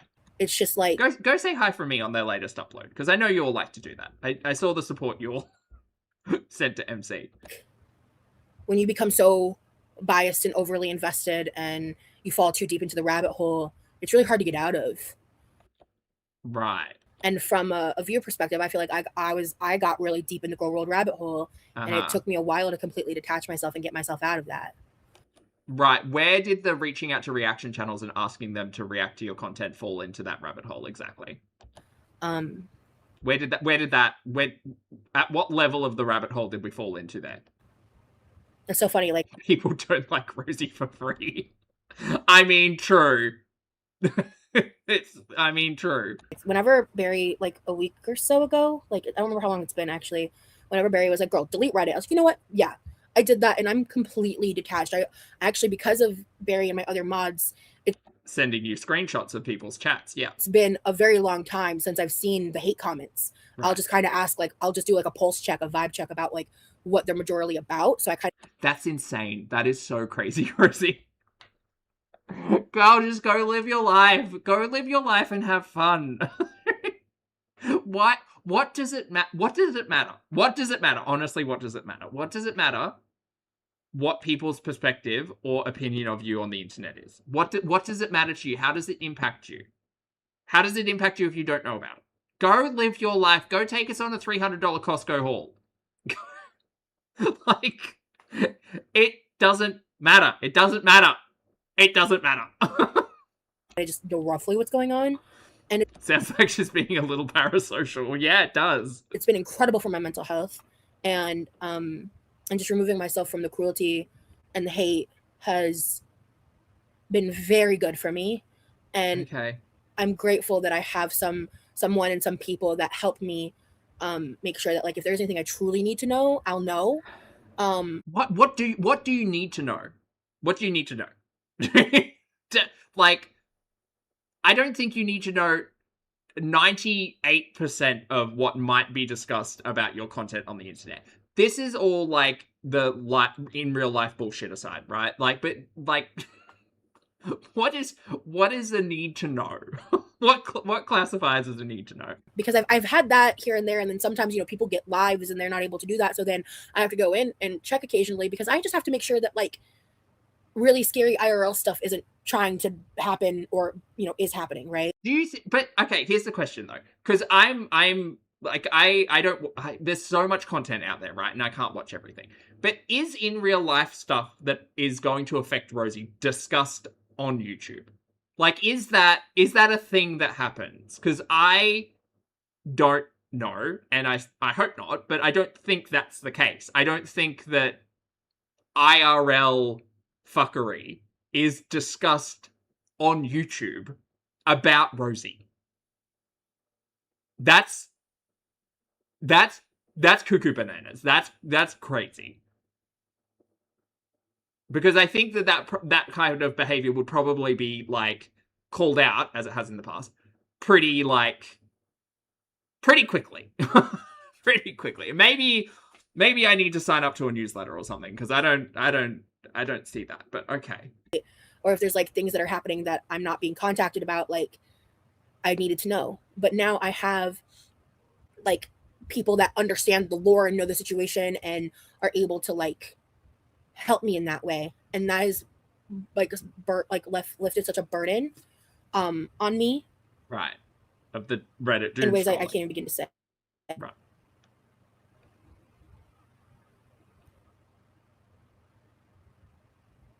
Jennifer, honestly.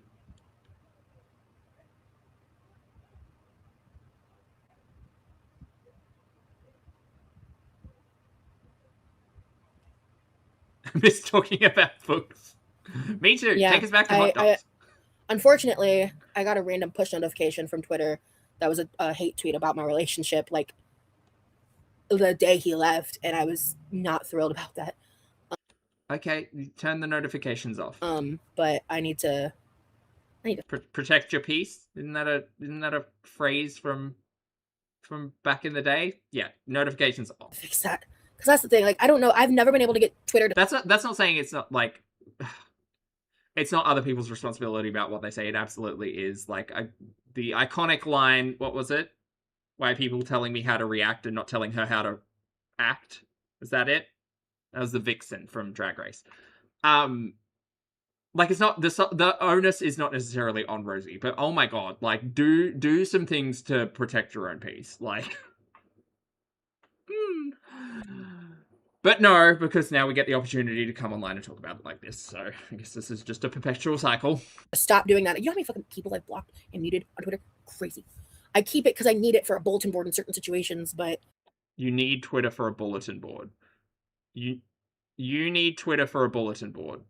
What? So you can jump on and share your thoughts that you know will be collectively picked up by your general audience and then run with? Okay. I need Twitter. It's like a bulletin board. Okie dokie. Fucking hate it. Their opinions don't matter. You can't be a part of the world and act like you're morally superior to anyone. Fucking real. I respect the people that can at least admit that.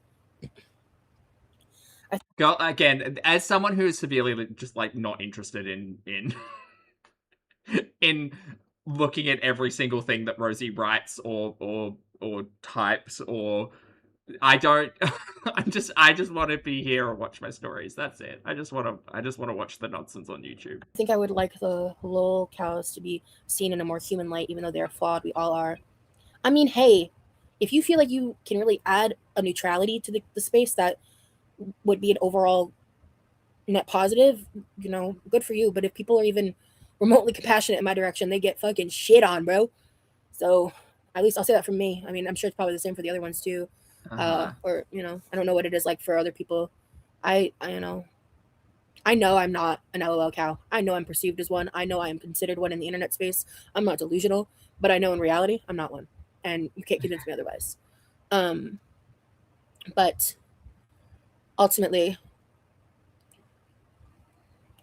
I'm not going to waste time, energy, or patience on trying to convince people who are committed to the mission of misunderstanding me. Hate viewing makes lots of money. It's sad how much laughing at others bonds horrible people together. Yeah. I think horrible people and misguided and hurt people that aren't able to look in on themselves. Hurt people. Or something.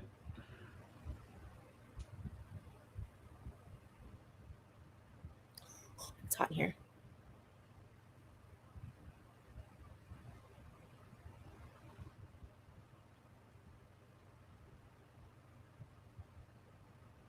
Mullen, 100%. Yep, 100%. Bitch. No, exactly. You don't get to twist sympathy and empathy to your own good. Like other people's sympathy is their own. All right. And just because we can be sympathetic to an instance or a cause or a situation does not necessarily make the person that is going through all of that like a good person. I have, after watching years of this nonsense, again, it might be very cynical to say, but like the sympathy is often for the situation. As for the people, we watch a lot of the people doing absolutely nothing to help themselves, and like patience wears thin.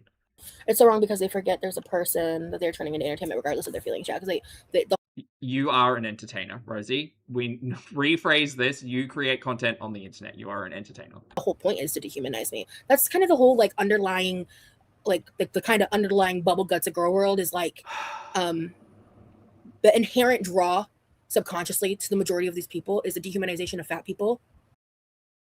No, but okay. You can keep deluding yourself. That's not true. The fatness is what draws people into girl world from their own. What the fuck? Oh my god. The fatness is what draws people into girl world. I can't. I mean, I would say it slightly differently. I would say that when I started watching the girlies, it was definitely about a health gurney and about taking responsibility for what I was putting in my face and all of that stuff. Yep, 100%. But to phrase it that way is kind of fucking crazy. That's insane. That's insane. I like the way I describe it better. You can keep deluding yourself. That's not true. The fatness is what draws people into girl world from their own eating issues, their own health goals, their own insecurities. Yeah, so why is that a negative thing? Why is that? Why are you mad at us for that? Because we're bad fats. That's what it is, chat. We're bad fats. Etc. Etc. Etc. Etc. Right. You're lying to yourself if you can't acknowledge that.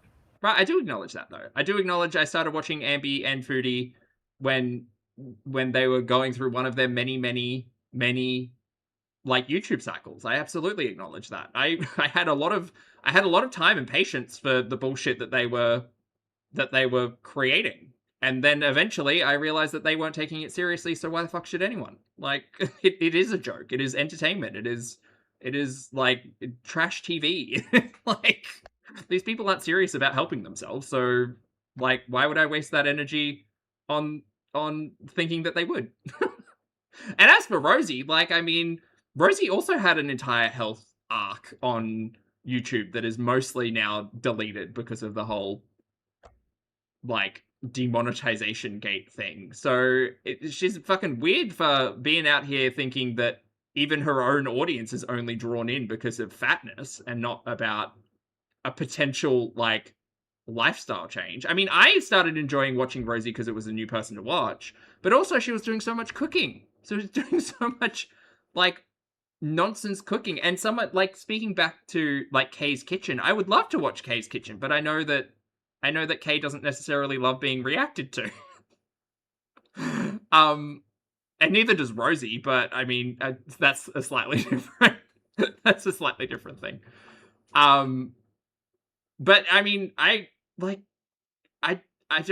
if Rosie wants to sit here and think that every person who is critical of her on the internet is simply being malicious, I can't agree with it.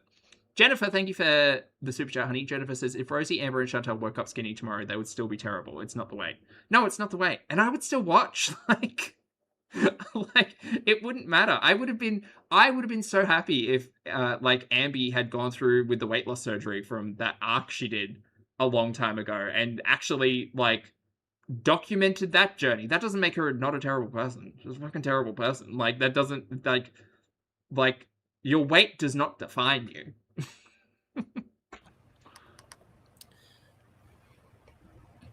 Most of the reactions are LOL cows themselves. To me, being shit on by people who find being awful to others funny means I'm doing life right. Yeah.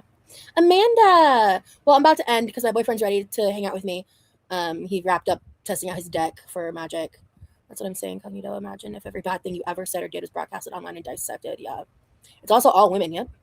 Look, I mean, first of all, I think Sal's awesome and Sal deserves like no negative attention, truly. He gets support. I'm sure he gets some hate because he's just fat and that's just how it is.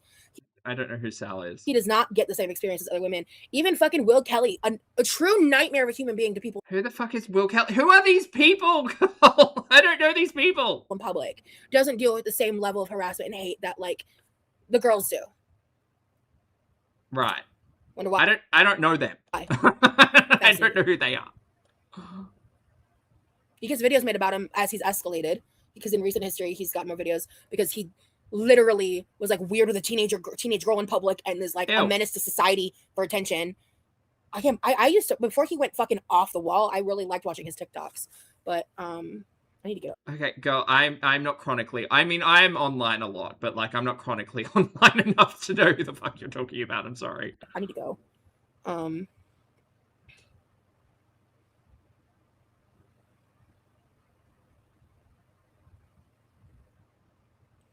Not Boy World.